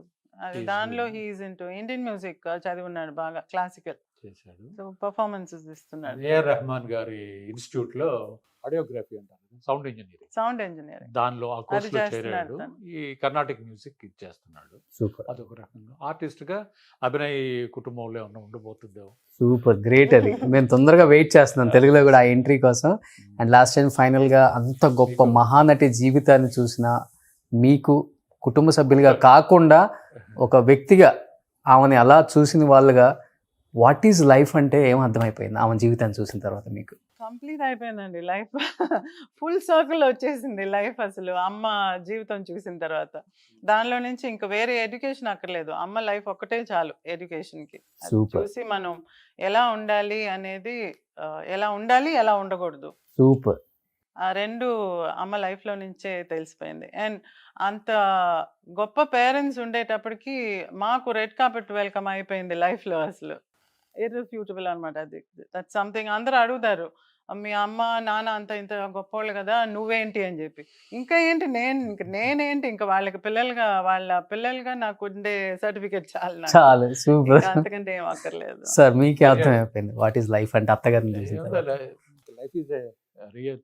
మామూలుగా గాడ్స్ గిఫ్ట్ అని లివ్ హ్యాపీ అని చెప్తుంటాను. లైఫ్ ఈజ్ సెలబ్రేషన్ అండి. Every minute celebration, every second. Darwin సిద్ధాంతాన్ని నమ్మేవాడిని నేను. దానిలో struggle for existence, survival of the fittest అని చెప్పుకుంటాడు కదా, అది సైంటిఫిక్గా చెప్పుకునేటప్పుడు గాడ్ అక్కడ పక్కన పెట్టేస్తే లైఫ్ ఈజ్ ఎ సెలబ్రేషన్ అండి. To the extent given circumstances, all the మీకు వచ్చే అవకాశాలను పెట్టుకొని you celebrate it and live happily. Super super, great. అంత అవకాశం థ్యాంక్ యూ అండి. Wish the same. చిన్న పాట జ్ఞాపకం వస్తుంది. ఓ సూపర్. సంక్రాంతి గురించి అన్నారు కాబట్టి దేవులపల్లి కృష్ణ శాస్త్రి గారు సంక్రాంతి గురించి రాసిన పాట ఒకటి ఉందండి, పాడండి. ఉండమ్మా బొట్టు పెడతానని చెప్పి మీకు చూసుండరేమో, అది చాలా కాలం. మీరు పాడితే ఇప్పుడు వినాలని ఉంది.